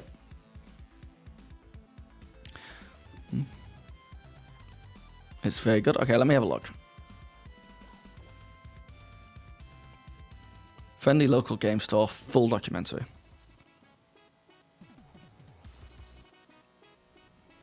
Chat, stop chatting. I'm trying to copy and paste this. Alright, you can continue. The dent when I turn my get out of here. Someone time out that, man. Wait, can you discuss the title for those who are just joining? Okay, yes. We need to do this every 25 minutes. I have to do a recap of the drama. Otherwise, I'm not allowed to keep that title up.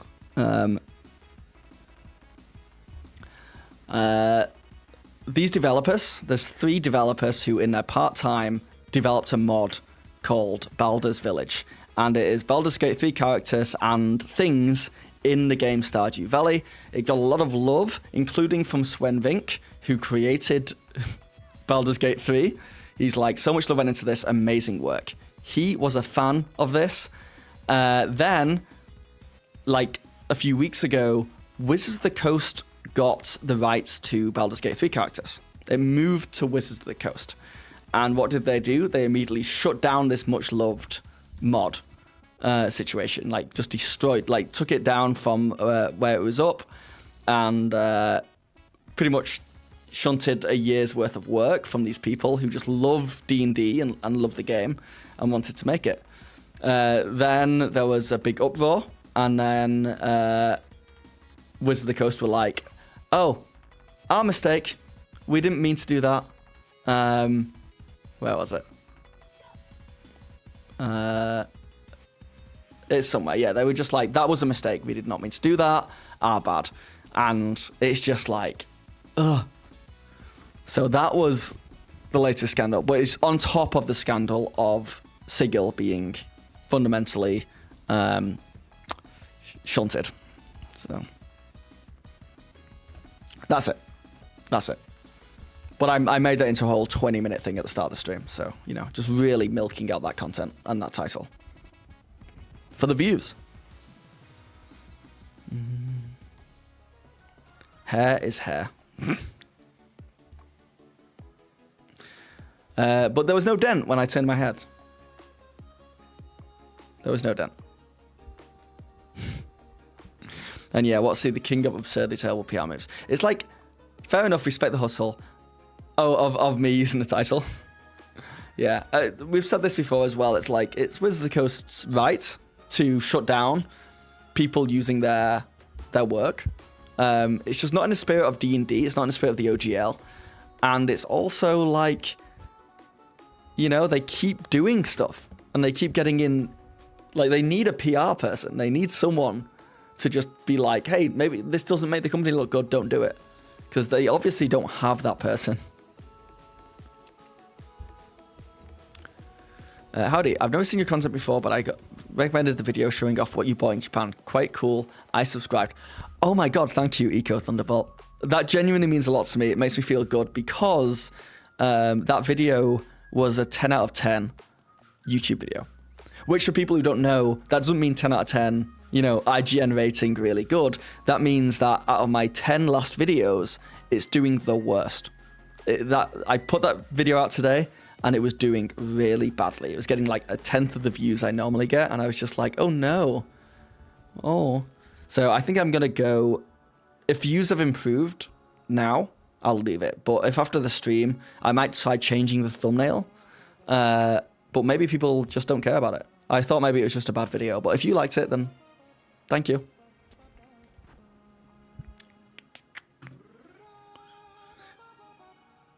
Basically, 200 read, greedy corpo execs got salty. They missed out on a great opportunity, so they wanted to make decisions under the guise of protecting the IP for the sake of money.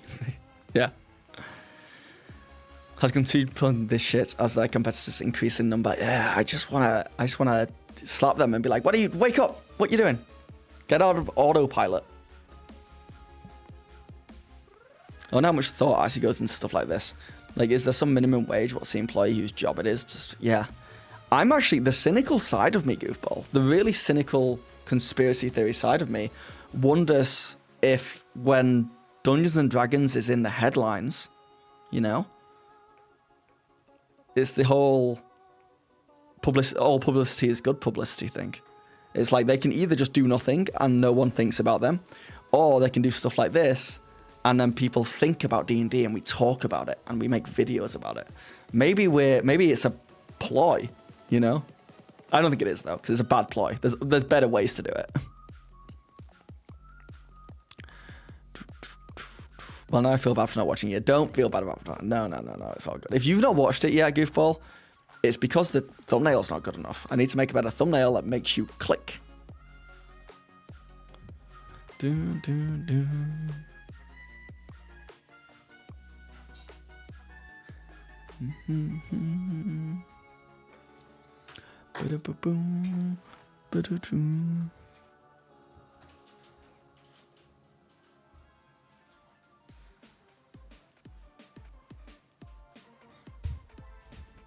Sorry, I was googling what a Marut was, reminding myself of it.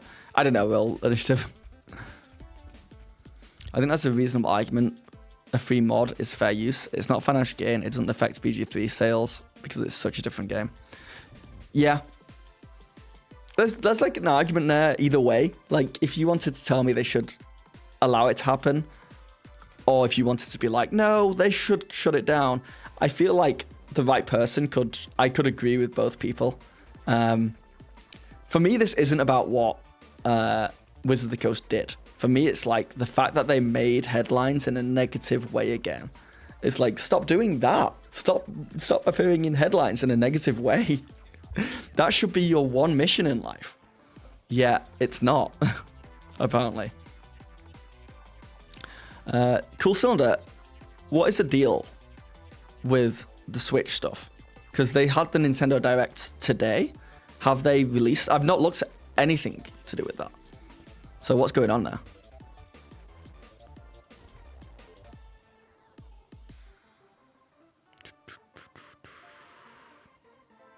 You need some game time D&D content. It'll boost your viewers. 100%. You are killing it with advice and all. You stream a session and then analyze it. I like the idea of analyzing myself. I like the idea of that a lot. No gound. No gound in middle. No, I like the sound of that a lot. I just don't have the confidence right now. I feel very nervous about DMing in front of people who aren't players. I think I would love to do, we were talking about earlier, I would love to DM chat on Twitch. So we get a character sheet and you guys, we get like an application that allows you to click on the character sheet and let me know what you want to do. And then I can DM for you and it's more of a laid back fun thing. I think I want to do that first to dip my toes into DMing in front of people. But yeah, we'll see. We'll see. I'm a shy boy, believe it or not. Zed, hello, bonus reaction. Hello, how's it going?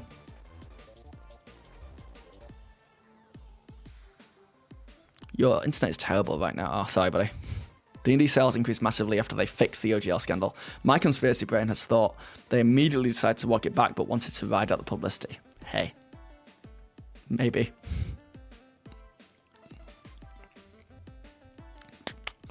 I'm just putting this out there. It is simple enough that there are people who are in exec positions that don't deserve to be there because they are so out of touch with reality of their products. Yeah, and like their dad is just someone very rich.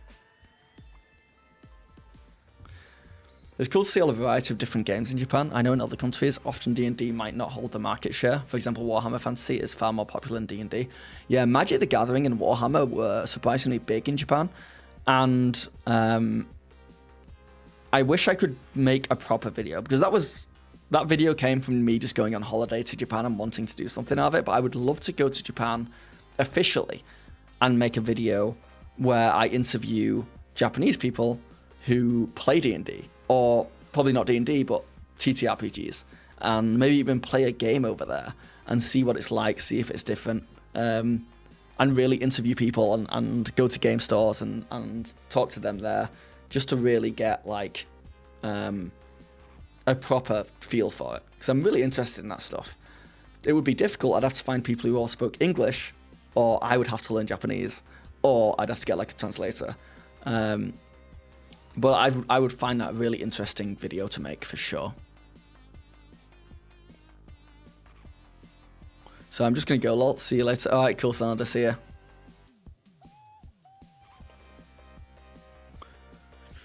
Could you DM in Discord but broadcast that to Twitch? I mean, yeah, I guess so.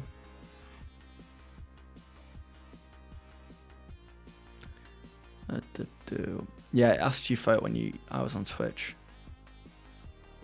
I wish every bard the prosperous not 20s when seducing dragons. It's giving too much credit to what? See, I think so too. Conquerel, I think so too.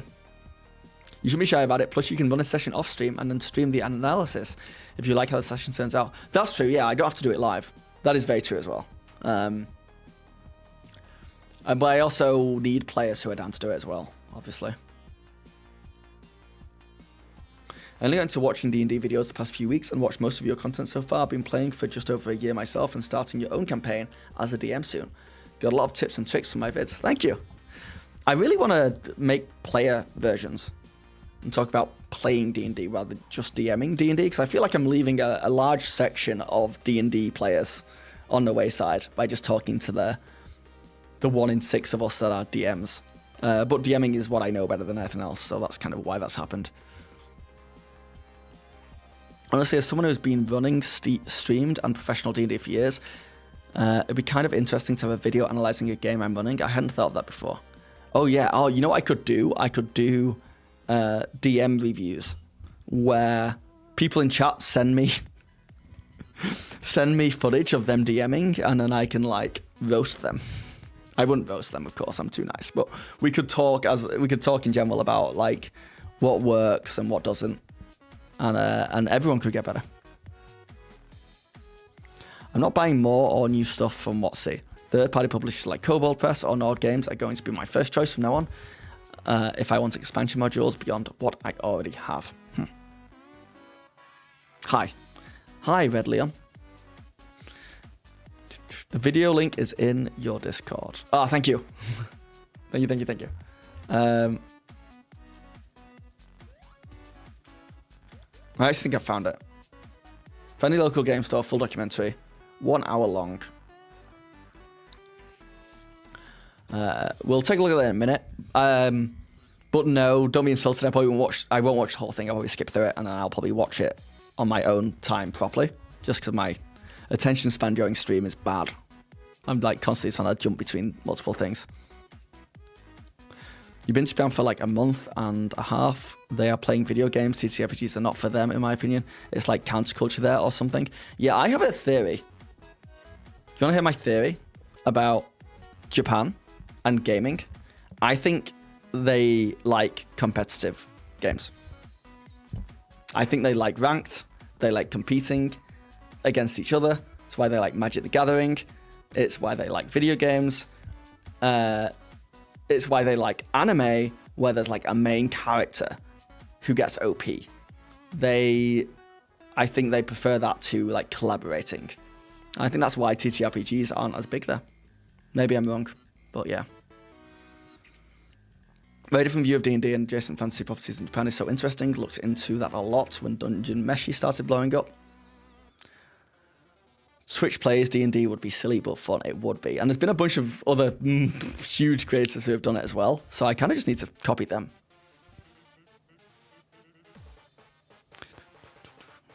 Roast my session, yeah.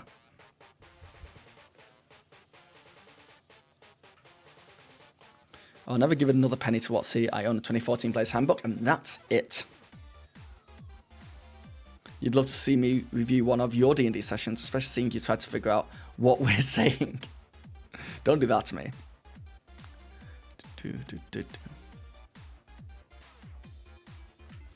Hold on, let me skip through it. Oh yeah, it's long.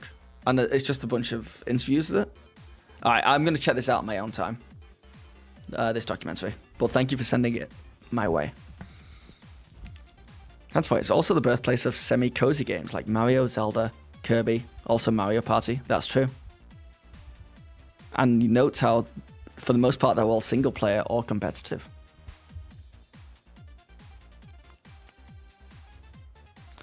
Yeah, and also team-based sports anime is so massively successful.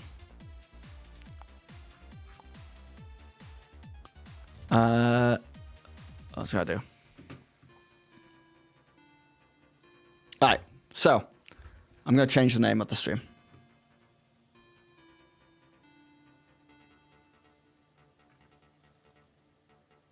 If it'll let me. Hold on.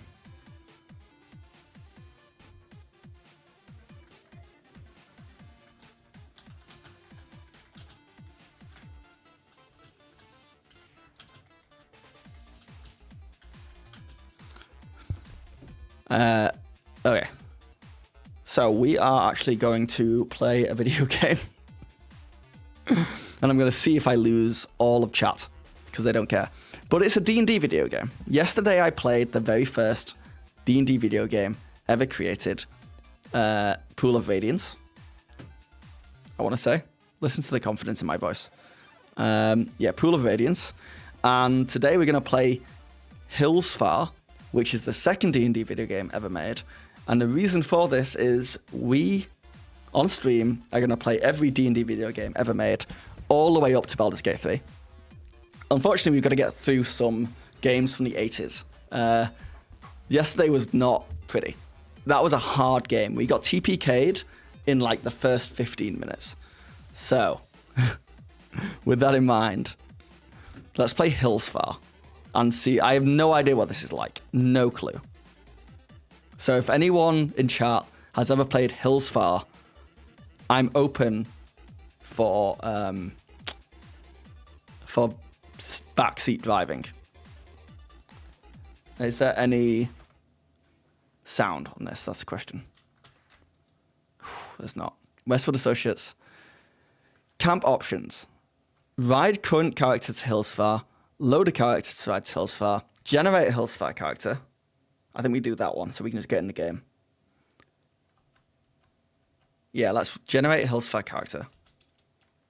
Okay, we're making it. We're making it, and there's no music. Oi.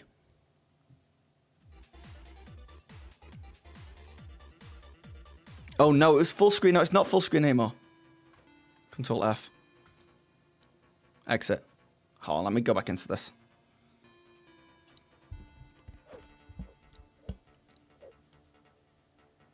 I want a full screen back.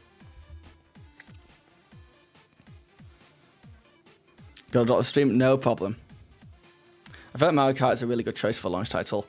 As much as I love Breath of the Wild, I feel like launching with a multiplayer game is better. That's true. I can't wait to look at this Nintendo stuff. Okay. I don't love retro games, which is why this is kind of a curse that I've decided to do this. But hopefully this makes me appreciate them more. Let's ride with current characters. Let's see what that does. Let's just get in the game. No, let's make a character. What are we thinking? Dwarf, elf, gnome, half-elf, halfling, human. Do we do half-elf? I'm feeling half-elf or dwarf. Halfling, gnome. You guys want to go? You want to be a short king? Can't play a bugbear. Unbelievable. Insane. Yeah, I know, right? Half-elf feels a good mix. Dwarf. Okay. Doesn't help when you guys are all completely... I can't even tab out because it'll I'll lose the full screen, so I can't do a vote. I'd be worried that small races would have limits in an older title. Yeah, I think so. Polls, I can't. If I leave the game to poll you guys. In fact, can I do it on my phone?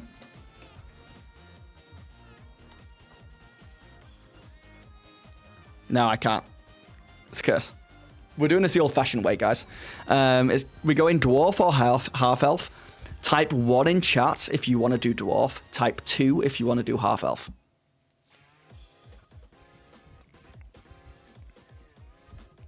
Roll for it? Okay. Okay. Let me get dice.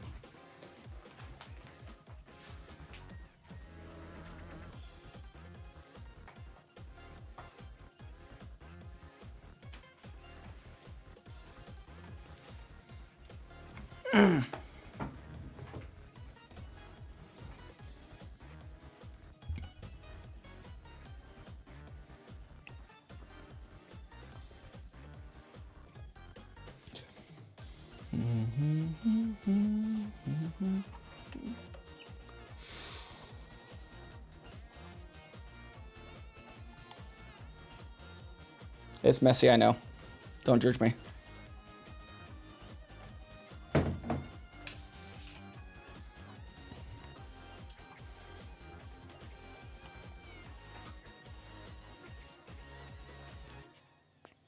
Okay. D6, you alright?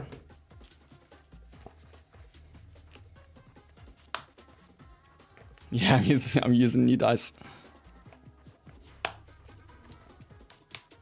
Yeah.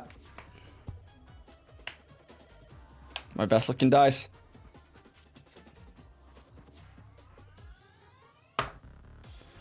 It's a 5, baby. We're doing halflings. We're doing halflings. Good stuff, though. Dun, dun, dun, dun, dun, dun, dun. And already I can use mouse keys. I could not use mouse keys in the game I played yesterday. I had to press home to scroll. 1, 2, 3, 4, 5. Short king. Male or female? We'll do male. I'm gonna make him me as much as possible at this point. Though I'm pretty tall. I'm pretty tall.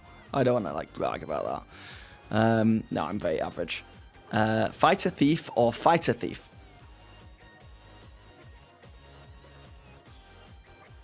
Am I doing the Capcom D&D arcade game? No, I'm not. But that would be awesome. Arthur Pine has to be the name. I'm down for that. Thief? Well, multiclass advanced, yes. So just no magic user, I guess. Should we do fighter thief? And see what the deal is? Or do you think that's going to make the game harder because we're not going to be good at either thing? I think for brevity, let's do fighter thief. Let's be neutral, true neutral. Male halfling, age 43. No. 47? No. 42? No. Wow, it wants me to be in my 40s. Wow, it really wants me to be in my 40s. Right, well, I guess 42, the young age of 42.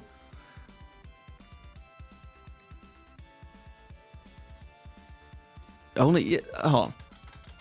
Did I do that? Did I choose something somewhere? I can't change any of that stuff. Can I? I want to be 42 again. Oh no. Well, our guy's aged. It's because halflings age slower. Okay, so we're like middle age. We're like the equivalent of being like 30. That stat roll was insane. Lowest was 14. Oh no. Okay. Okay, that's pretty good stat rolls. And I'm 42 again. We're in. We're in the money. Keep yes. Enter character name. Pint.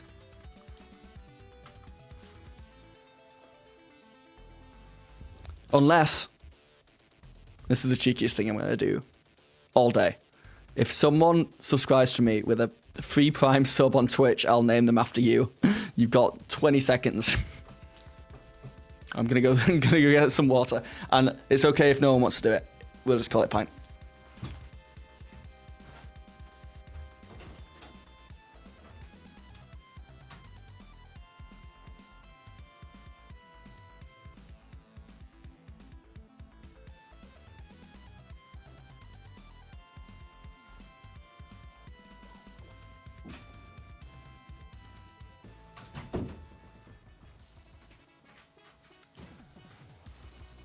Oh, yeah, that's, those are follows.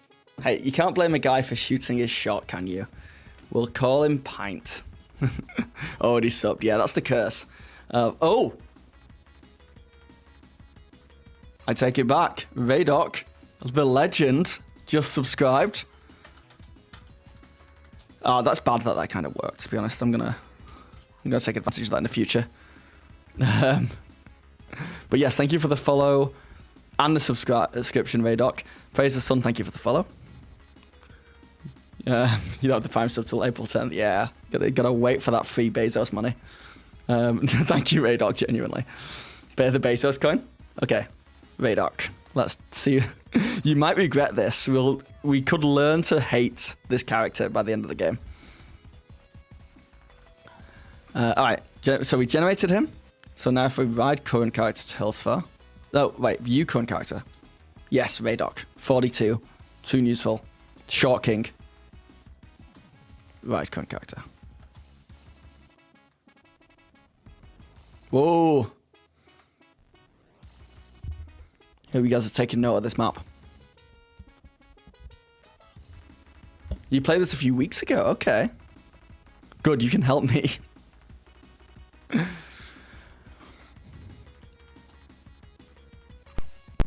Alright.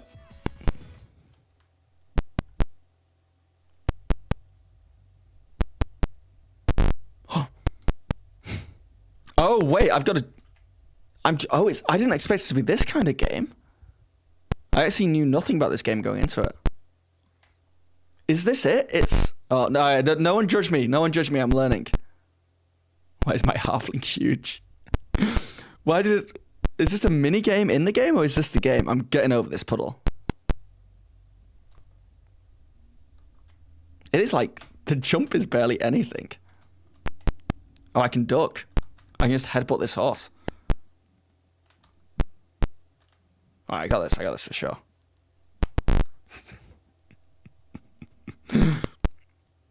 This is Hillsfar. This is the second ever D&D game. It's so hard. Why are these games always so hard? He barely jumps.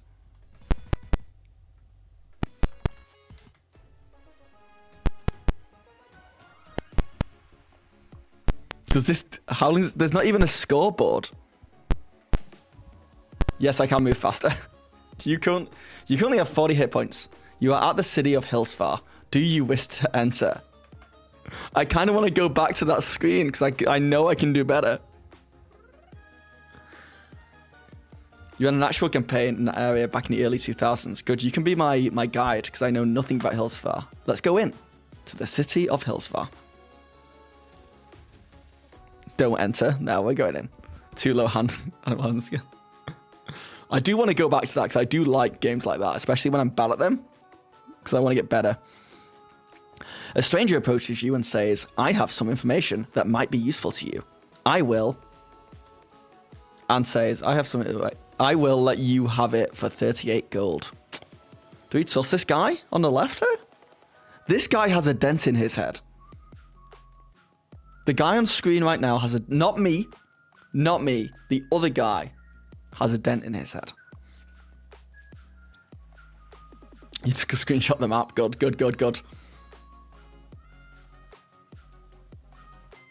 You believe it's a mercenary stronghold. To be honest, I don't recall much about the city. Okay. Do we give this guy 38 gold? How much gold do I have? I think I have 0. Do you have it for 38 gold? Do you say it's off it? Yeah. Many buildings are guarded constantly. That was it. What's the information? Okay, so it's the same deal as last time. We have the big map, which my face is covering a little bit on the right-hand side there. And then we have the view that our character sees on the left. So I can move around this town. And can we go in through this door into this house, I wonder? The door is locked. Will you pick it? No, we shouldn't. We shouldn't mess around with that stuff. The guy in the top right corner. No, he doesn't have a dent in his head. Will you lockpick it? Will you open it? Will you Will you pick it? No. Will you open it? Yes.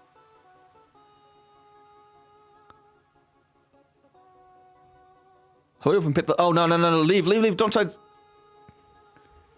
You gave me a timer. I don't know what the lock mechanics are. That's scary. Okay. Beautiful trees around. Oh, a stranger approaches you and says, I have some information that you might be useful for you. What is this town? How much? 31 gold. I think we say no to this person. No. You may buy a healing potion for 277 gold. No. Okay. What are we doing here? I think we want to go into that castle in the bottom, right? There's like a bigger castle. Oh, no. No.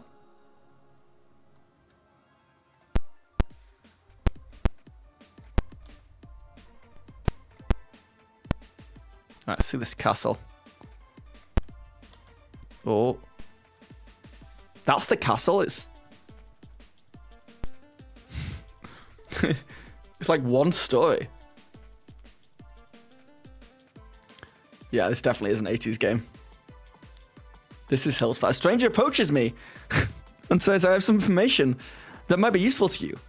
I don't... What? 29 gold? No.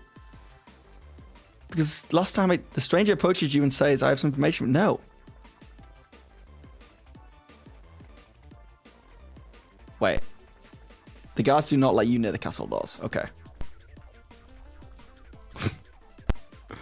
I have no direction.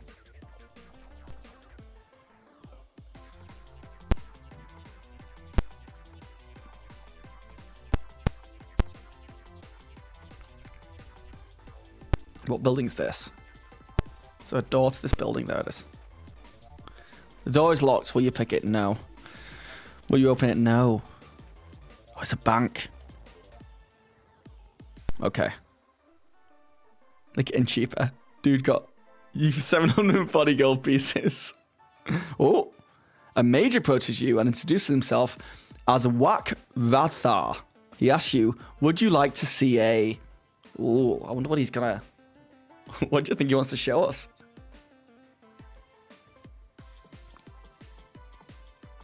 The way Gygax intended.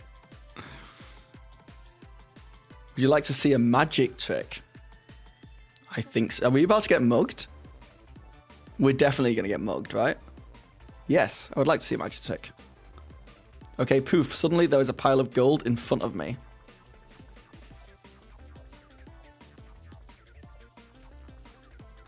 Okay, I want the gold. Can I pick up the gold somehow?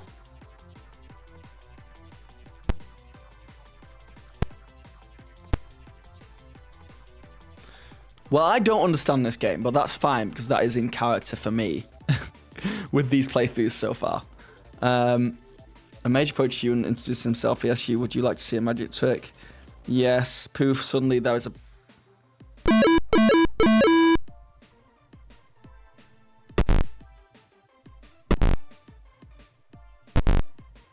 Wait, am I supposed to be attacking? How? How do I attack? What is the attack button? How did he block what one? Oh. Oh. Come on. Come on, Raydoc. Come on. Come on.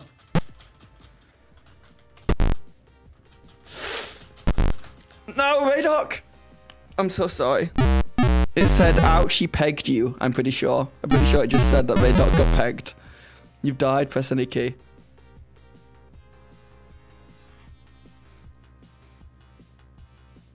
What are the buttons?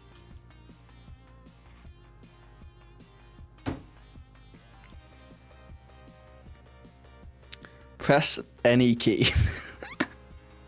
Raydoc died by peg. Okay, don't be... Okay, Raydoc subscribe. We've got to be nice to Raydoc. Raydoc is under the protection of the action... of the bonus action faction. If anyone got pegged there, it was me. I think so. If I just ride, keep character is dead, press any key to continue.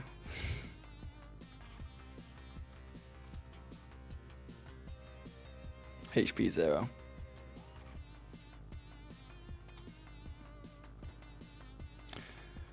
So you should fall in a goal for no reason and you die in an arena immediately after. I don't even know how I ended up in the arena, and I don't know what I want to go back in now. I want to play that horse game again.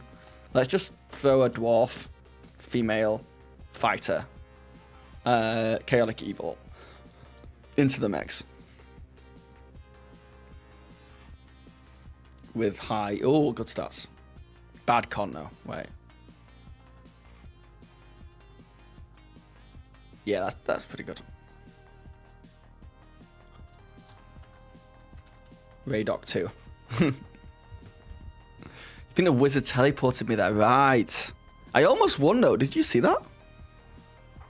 Clip it, send it to the wife. The pegging. Oh. Okay, Raydoc 2.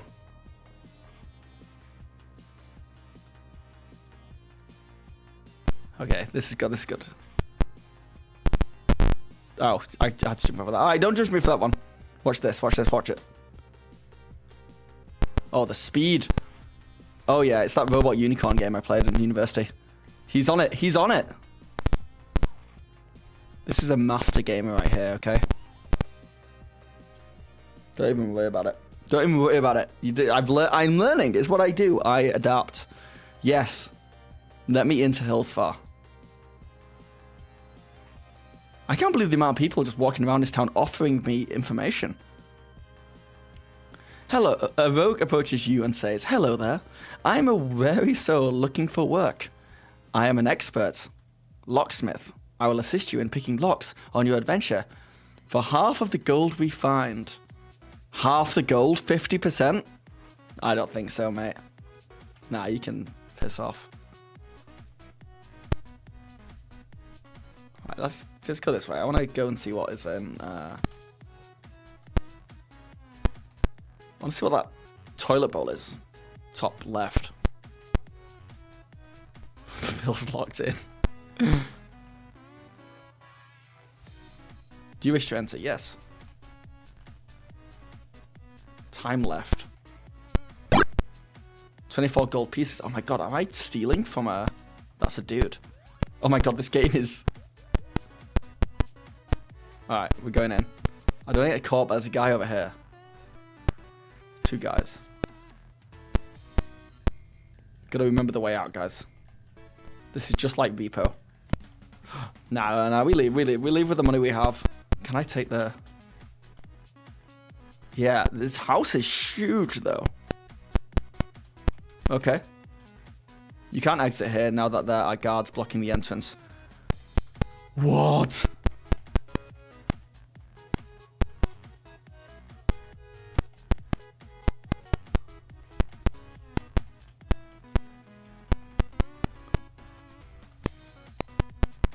Get that money. How do I leave? Oh, what's that? It's a couch. No, the time limit is stressing me out. Are these people who are out to get me? Oh.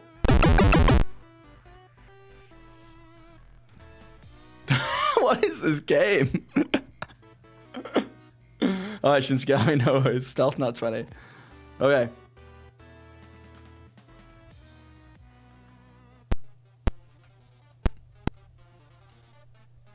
Do you wish to enter the arena? No. Because I don't understand the arena. Yeah, I'll go into this house.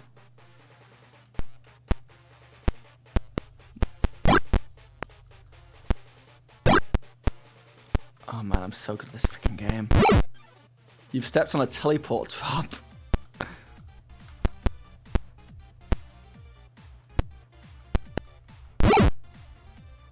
I went back. Oh my god. Alright, that's the teleport trap. I guess I gotta go through the teleport trap.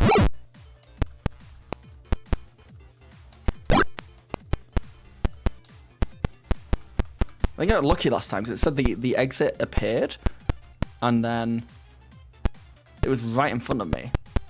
So I think I've got to just wait for the exit to appear. Probably here, right? Probably.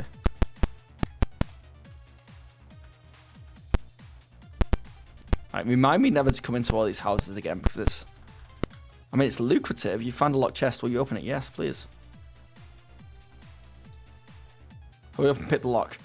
Use physical sense to open. You've cleverly avoided a dart trap. You found a potion of healing. Nice.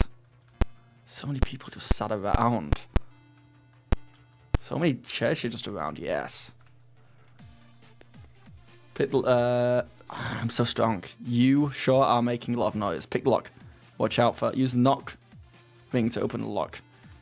Leave. Don't try to open this lock. Too late. You better hurry up. Use magic climb Germany. I don't... Yeah.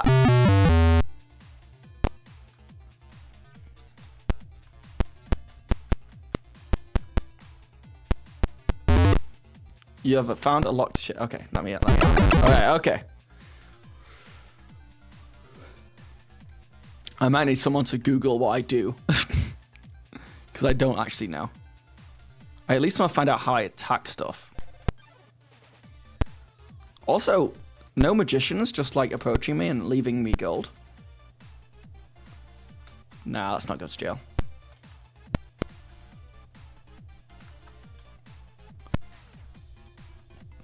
Now, I totally will add Hillsfar to a town in my campaign where the party can fight Raydock in the arena. Did you get stressed in BG3 as you're getting right now? Honestly, the stress is because I'm streaming, and I want you... I'm just so aware that I'm just fumbling around like an idiot. I feel like if I was playing this on my own, I would be a bit more willing to just do crap. Do you wish to enter the sewer? No. I just feel like there should be a quest giver somewhere. No. Do we go back do some horse riding? Is that what we do? Pub. Yes. Okay. You've entered the Hydra's den. You take a seat at the bar. Speak to the barmaid. I can buy a drink. I can buy her a drink. I can buy a meal. I can give gold for info. Or I can complain to her. The person next to you at the bar sneezes helplessly.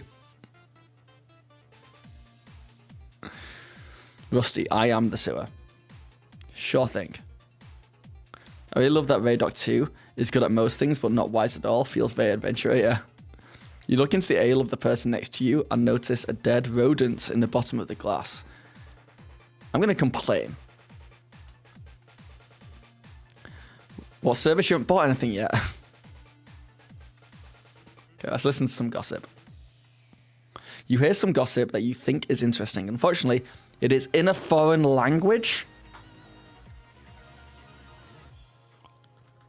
Arm wrestle. A large man takes you up on your challenge. The wager will be 3 gold pieces. Do you accept the wager? Yes. Okay, the crowd is amazed at how quickly you slammed the big man's arm to the table. You won 3 gold pieces. A burly fighter rumbles up to the bar, orders a drink and bumps you on the way back to his seat. Oh, screw that guy, right?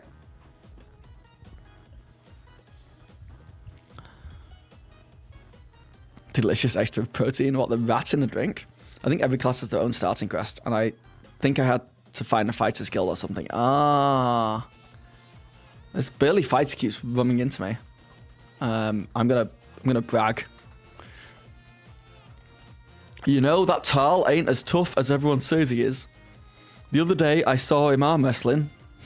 Opar. Took him a while to bring down Opar down. I could put Opar's arm through the table in about half a heartbeat. You seem to be boring quite a few people. A burly fighter rumbles up to the bar, orders a drink and bumps. This fighter wants to fight. Alright, speaks to the barmaid. Give her gold for info. 8 pieces of gold? Yeah. Okay. She whispers in your ear, you can find a fighter's guild in the north part of town. The entrance is in the north side of the building. Okay. Everyone remember those detailed directions. North part of town, north of building. How do I leave? Leave the pub.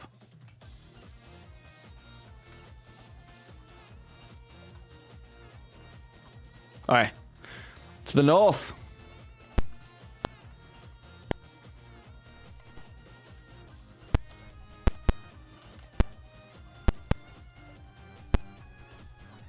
$238 gold for a knock ring.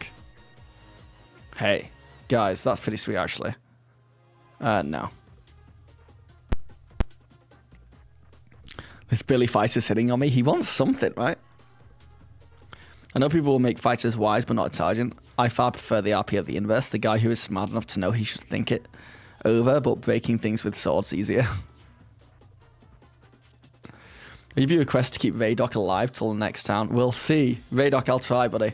I think every class has their own starting quest, right? Yeah, yes. A rogue approaches you and says, hello there. I'm a weary soul looking for work. I'm an expert locksmith. Oh, I don't want... No.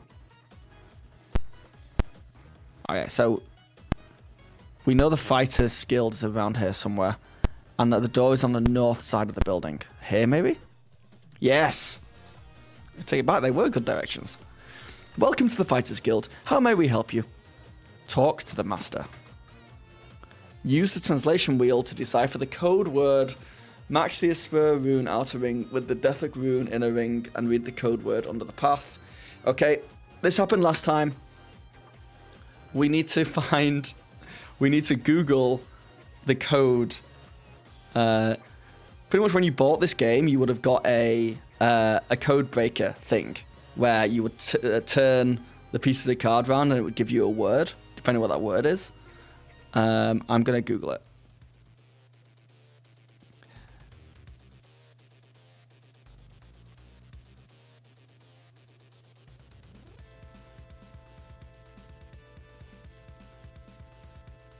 Bear with me. Hillsfar translation wheel.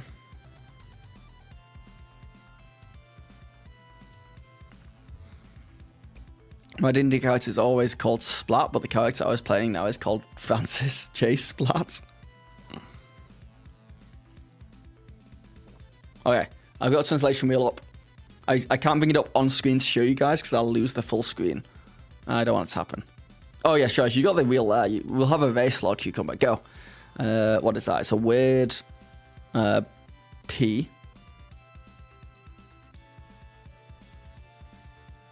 on the top.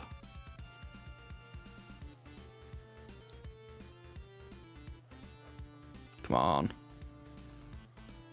Come on. Is it that one? And the bottom one is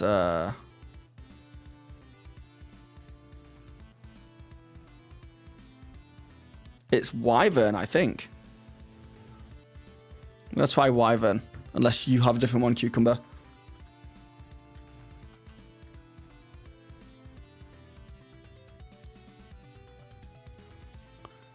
The Guildmaster is not in right now. Oh!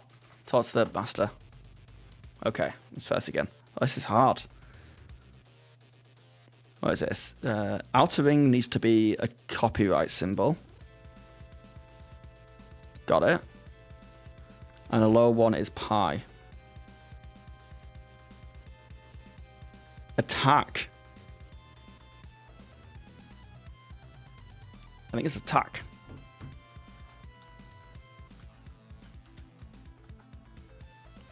What? It is. It's a... Talk to the master. Okay, we have the three bubbles connected to each other.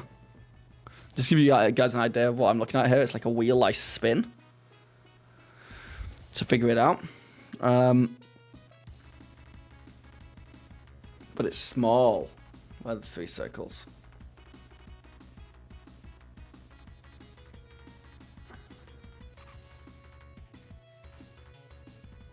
I don't think I have three circles here. Oh yeah, I do. And then it's like a weird J. I'm obviously doing something wrong though.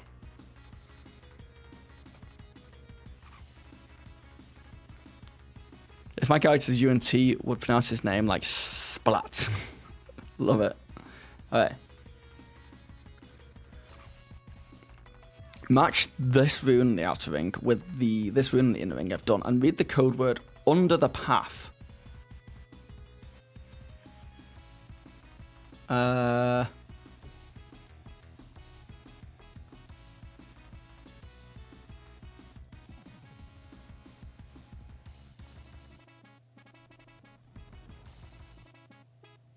getting Necros now.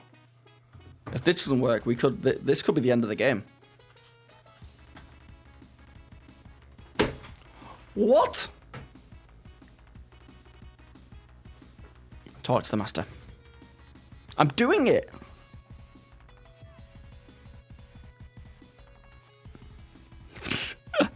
Go on, Lord Cucumber. Do you want to try it on your side and you let me know if we get the same word for this? So this one looks like a sperm and a little H thing.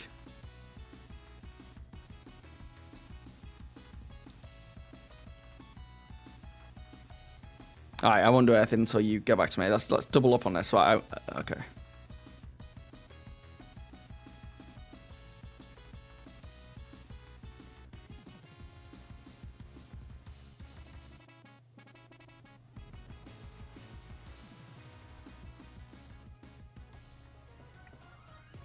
I've got Vorpal on this one.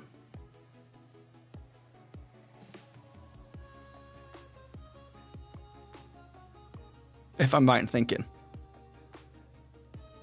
Oh, you think the master's just not there? Maybe. Maybe I'm getting it wrong, though. That's always a possibility. I'm going to wait for Lord Cucumber and see if he's got Jewel. Oh, I got Vorpal, but like Jewel is there on the other side. All right, let's try your way.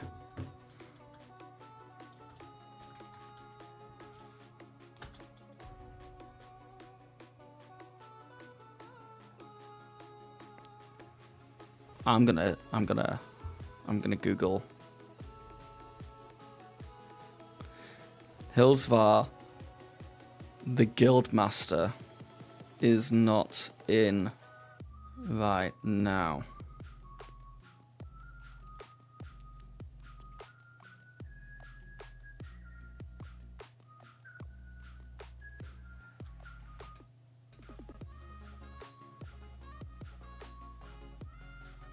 Yeah, I don't know what under the path means either. It's hard. But also, they're right. It may be that the Guildmaster's just not there.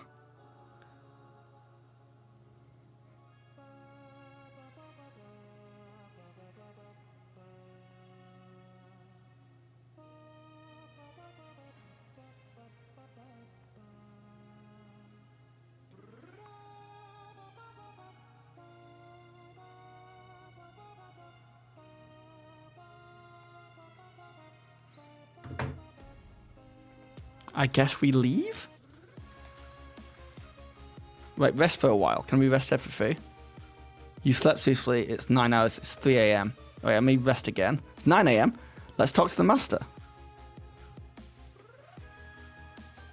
He also has a life. Yeah, well, it's 9 a.m. So let's see.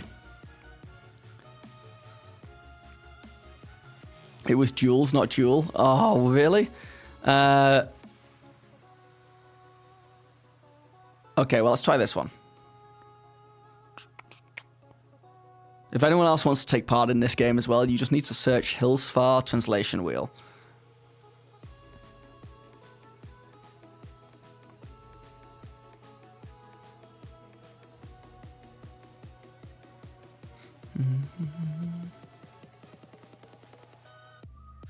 You think it's Prince? Hold on, let me see if it's the same one.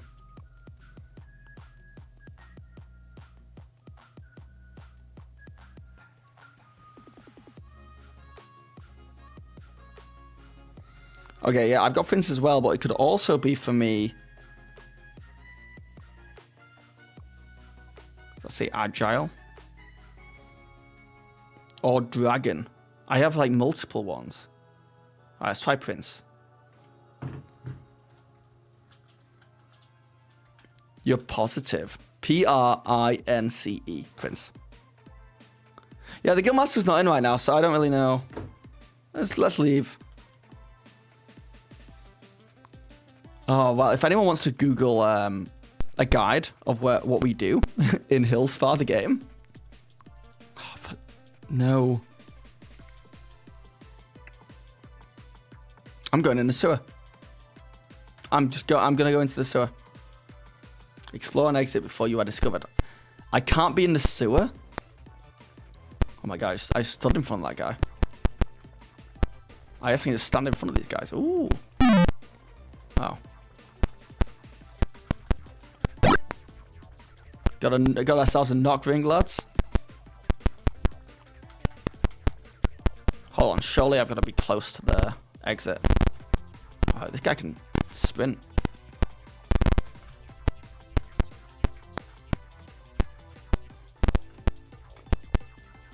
You can't exit here now that there's guards blocking the entrance. Why are the guards always blocking the entrances?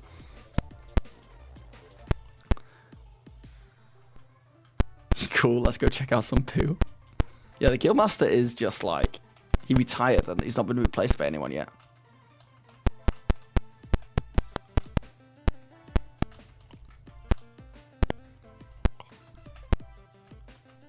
You can't exit. Wait, will you open it? Yes.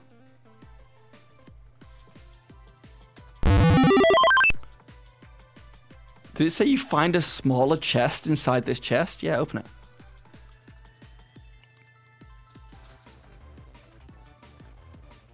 Leave. Okay, I use the knock ring. Find a potion of healing. Okay.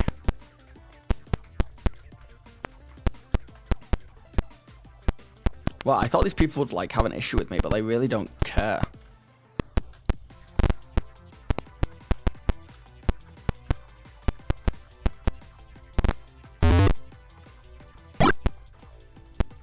You have found a lever to reveal floor tops. That's great. What's that? All the guards have been stunned. What guards?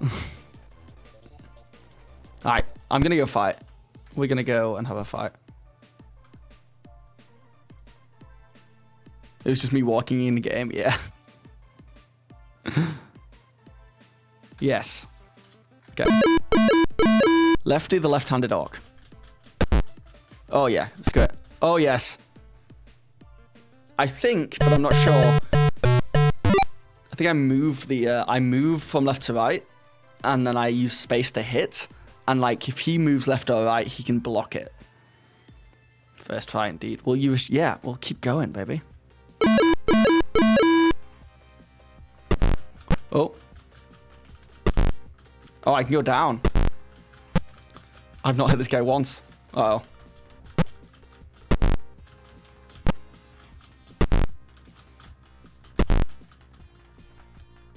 He's untouchable. Oh no.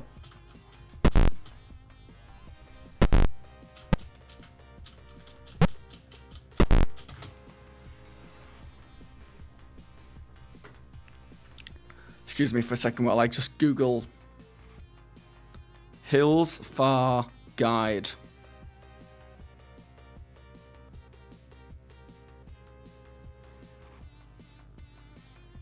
Guide and walkthrough.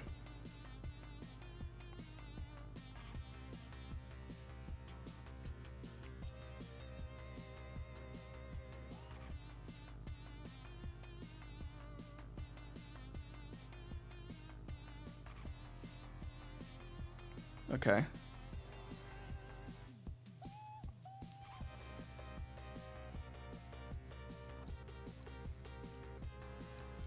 The key to winning Hillsfar expediently seems to be setting your character's dex and strength to 18, regardless of the class.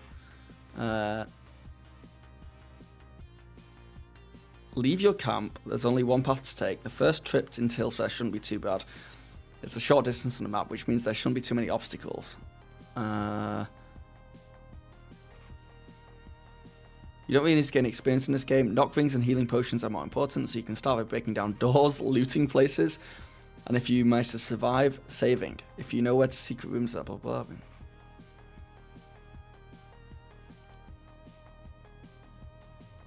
Don't bother to go outside until you have a quest assigned to you that requires it.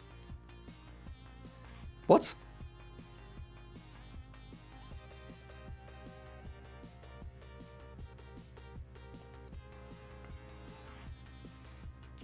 Okay, yes, you've got to start at the appropriate guild.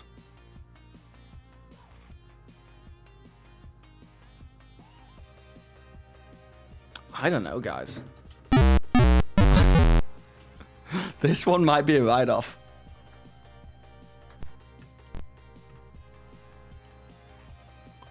So the rules are that we need to clue book. Hold on.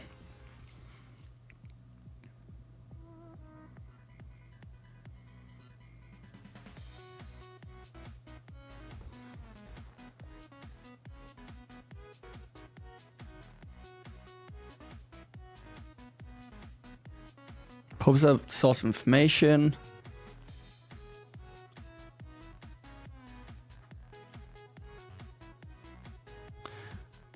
Deal with every quest in the game. Okay.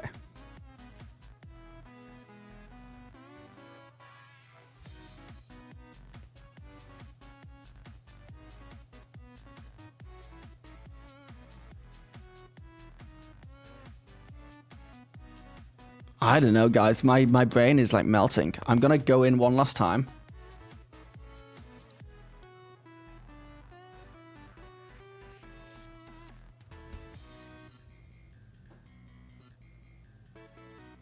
I want it to be full screen again.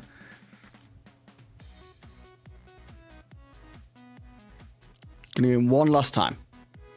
That is within. Technically, I'm getting a lot of total party kills every time I die. So that's. The way the rules of this game work is that I have to play every D&D game, every D&D video game that's ever come out, and I either have to play until I hit level 3, or play for 3 hours, or until my first total party kill. And I feel like I've had my first total party kill in here. So let me generate a health spec character. Human, male. Fighter. Oh, we can be cleric now. Fighter. Lawful good. 22. Look at that. I'm very strong. I think we keep that. Answer name. Redoc. 3. I may have started with the fighter rogue. That might have been the confusing thing. So we'll give this a go. You guys are about to see something beautiful for me riding here. Wait. Now you're about to see something beautiful. I forgot what the jump button was. I'm not messing around with this side. Okay, well, I messed around now. That was... Dangerous road. Yes. I only have 24 hit points, though. Or did I just lose a bunch of hit points? Right, let's go straight to the fighter skill and see what happens.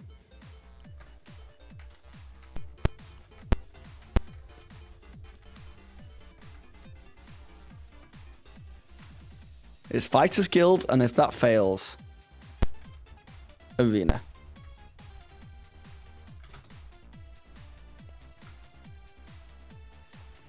Last attempt at this one. Translation reel.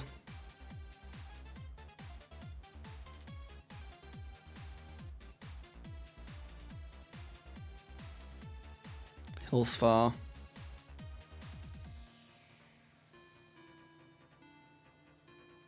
And it is a diamond ring, I'll say at the top there. And the number 8.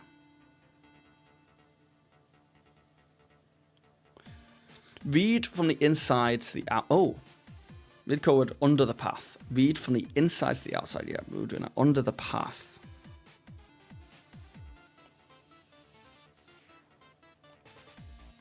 Right, I'm going to type a dragon.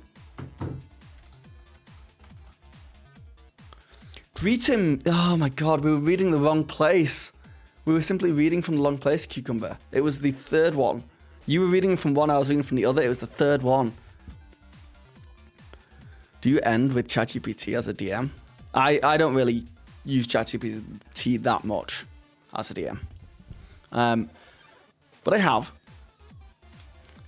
Greetings, I am Karaticus, the master of the guild. I am glad you wish to join our guild, but you must first prove yourself worthy of admission. Master the art of archery and return here. Of archery? Okay. Okay.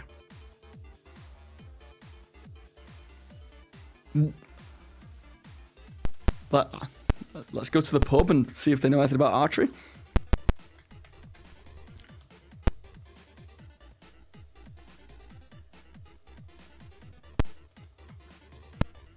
Where was the pub again?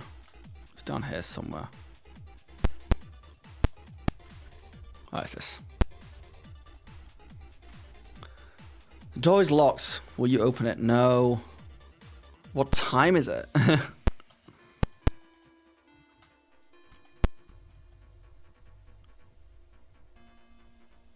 2 levels in archery at the target range. Do you know where the target range is, Raydoc? Off the top of your head?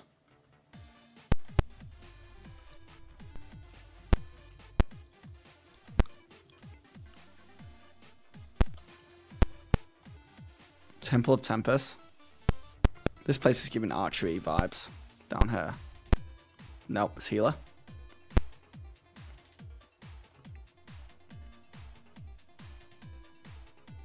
Oh, you mean charge me my DM and send on a quest instead of a... Oh.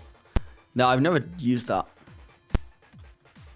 I'm intrigued by it though, but I just don't think ChatGPT is good enough yet. Ooh, yikes. Let's not go in the cemetery. Well, what happens if we leave the place? What if we just go out the way we came in?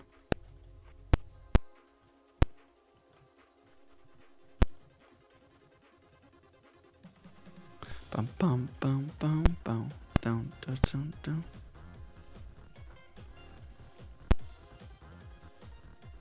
Oh my god, go away. No. A rogue approaches you and says, "Hello there. I'm a weary soul looking for work. I'm an expert locksmith. I will assist you." No.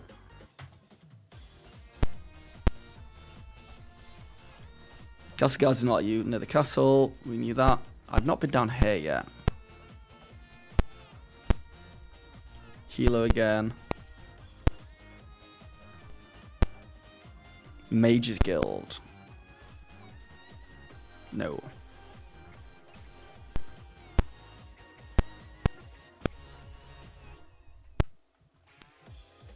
What is this place? Magic shop. Okay. It's locked. Top left of the map. Okay. That's another pub. Oh, I'm getting lost. Oh my god.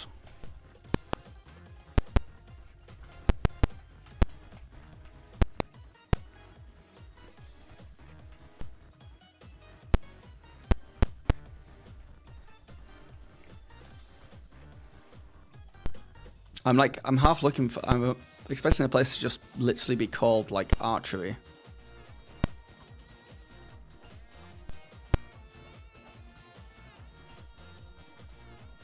Top right of it. Oh, do you mean to exit? Not for archery places? Let me get out of here.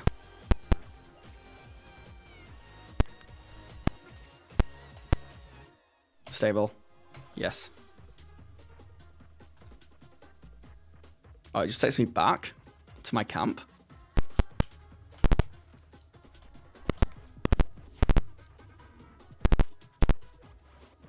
I'm not being funny, but this part of the game... Oh, God, every time I'm about to say something cocky. Down, down, down, down, down. Yeah. Oh, this is literally my camp.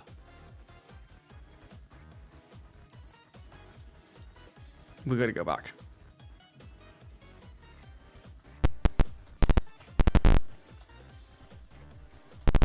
I know, it's my mic being bad.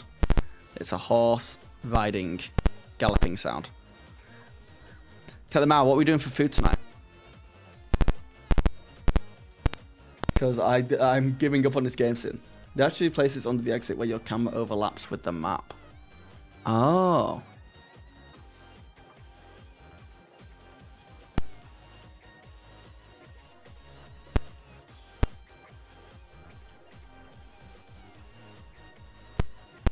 Ah, you're genius. Thank you.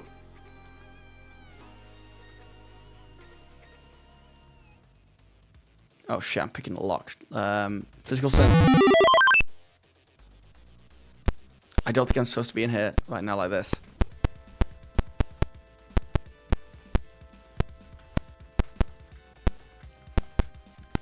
Ah, there's nothing in here. Leftover rice for those stuff, or pierogies and soup maybe? Ooh, that sounds good.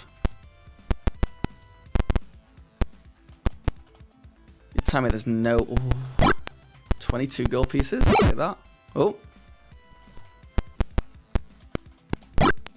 21 gold pieces. Now we're laughing.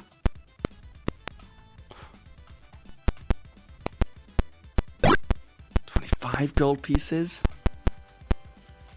We're in the money.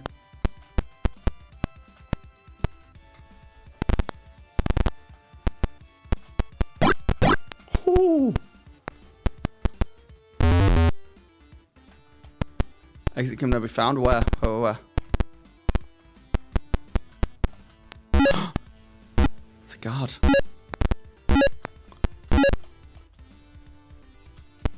Don't have time for that. Oh no, how do I get out?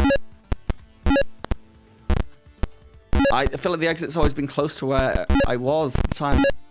Ooh.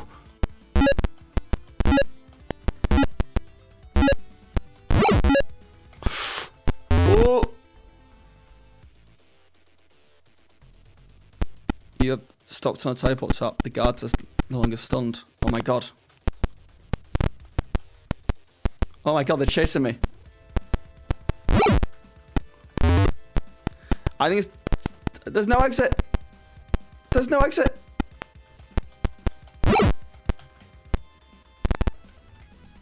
There's no exit.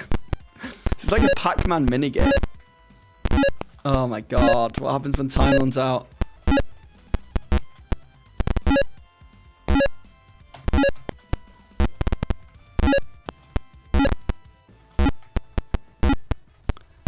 There's no freaking exit.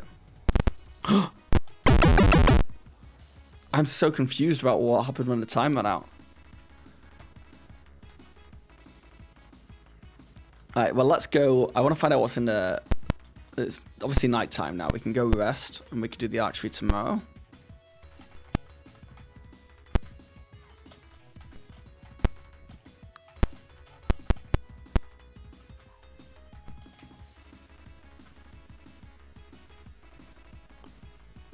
It's 10 AM now. Leave the guild.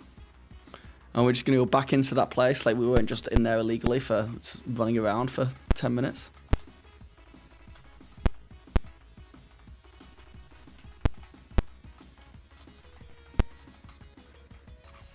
Yeah.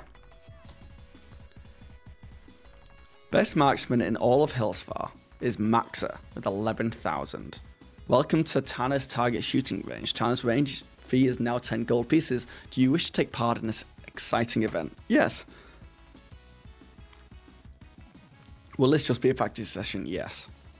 Which weapon will you rent? Sling? You take your weapon and 10 shots of ammo to the range. Okay.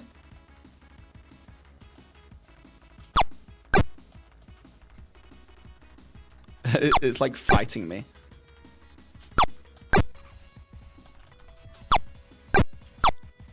Finally, all my first-person shooter days of... Should I try and hit one of those rats?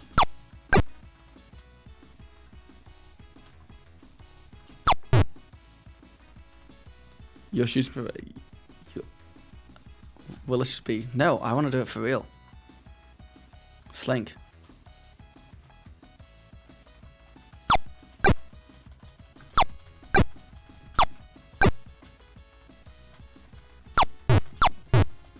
Damn it.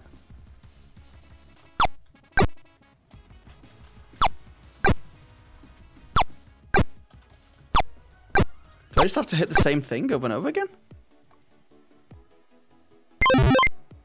Placed fourth. Let me back in. Let me back in. The microtransactions. It's possible to send a link. Vador, it's okay for now because I'm going to end the stream soon. And I think next time I stream, I'm going to play the next D&D game that came out after this one. But I will check out a clue book in my own time if I decide to come back to this game. But would you recommend me playing all the way through this game? Like, did you have a good time with it? No. Jesus Christ. Yeah, I mean... Oh, you wouldn't recommend it?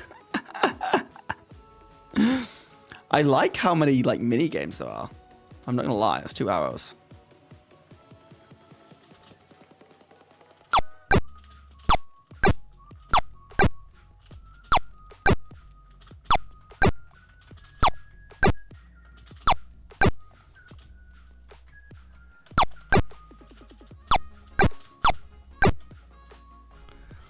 Don't even worry about it. Like, well, this wait, what's that? Just no. I want to do it for real. Arrows.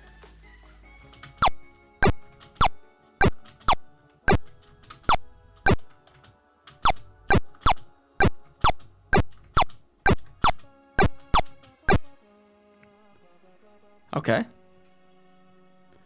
Tanner, the owner of the target range, approaches you and says, "You have become a most proficient marksman. I will tell your guild master of your achievements. Outstanding. You are the new champ."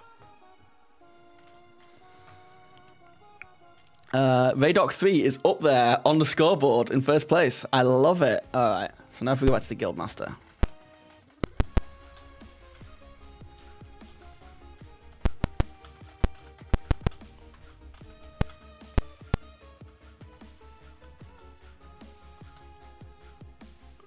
So you have marksmanship. This is very good. Now go and prove yourself within the arena and return here. Okay, this might kill me because I don't know how the arena works. But let's find out.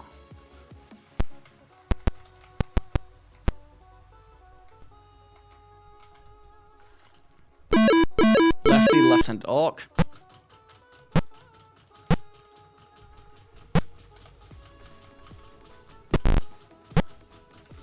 Raydoc, don't listen to me, man. Raydoc 3.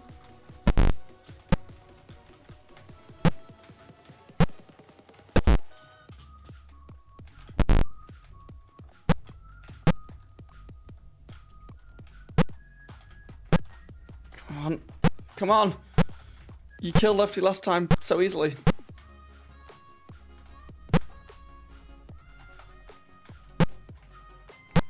Oh my god, he keeps blocking me. Yes. Yes. Nice work, Raydoc. I trusted you the whole time.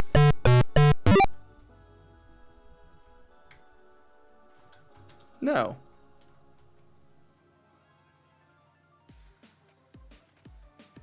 Is that all I need to do?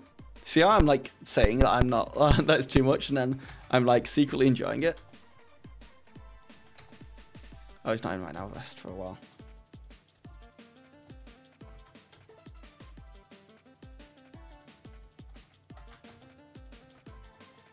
What do you mean he's not in? Okay. But I'm full health, right? So I guess I gotta go fight some more at the arena.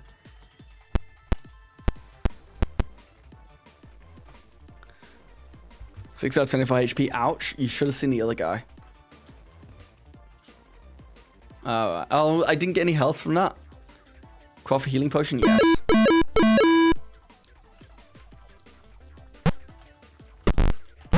This guy is brutal. I just want to get one hit. I want to get one hit on him. Oh no. Yes. Okay. Count as a win. Oh, Raydoc, I'm so sorry. That's a hard game. One thing I'm noticing about these old D&D games is that they're like difficult games. I guess they need to be so that you keep coming back and playing them more to like get better, but oof. They kind of got that arcadey feel to them. All right, guys. Hold up. Boom, boom, boom, boom.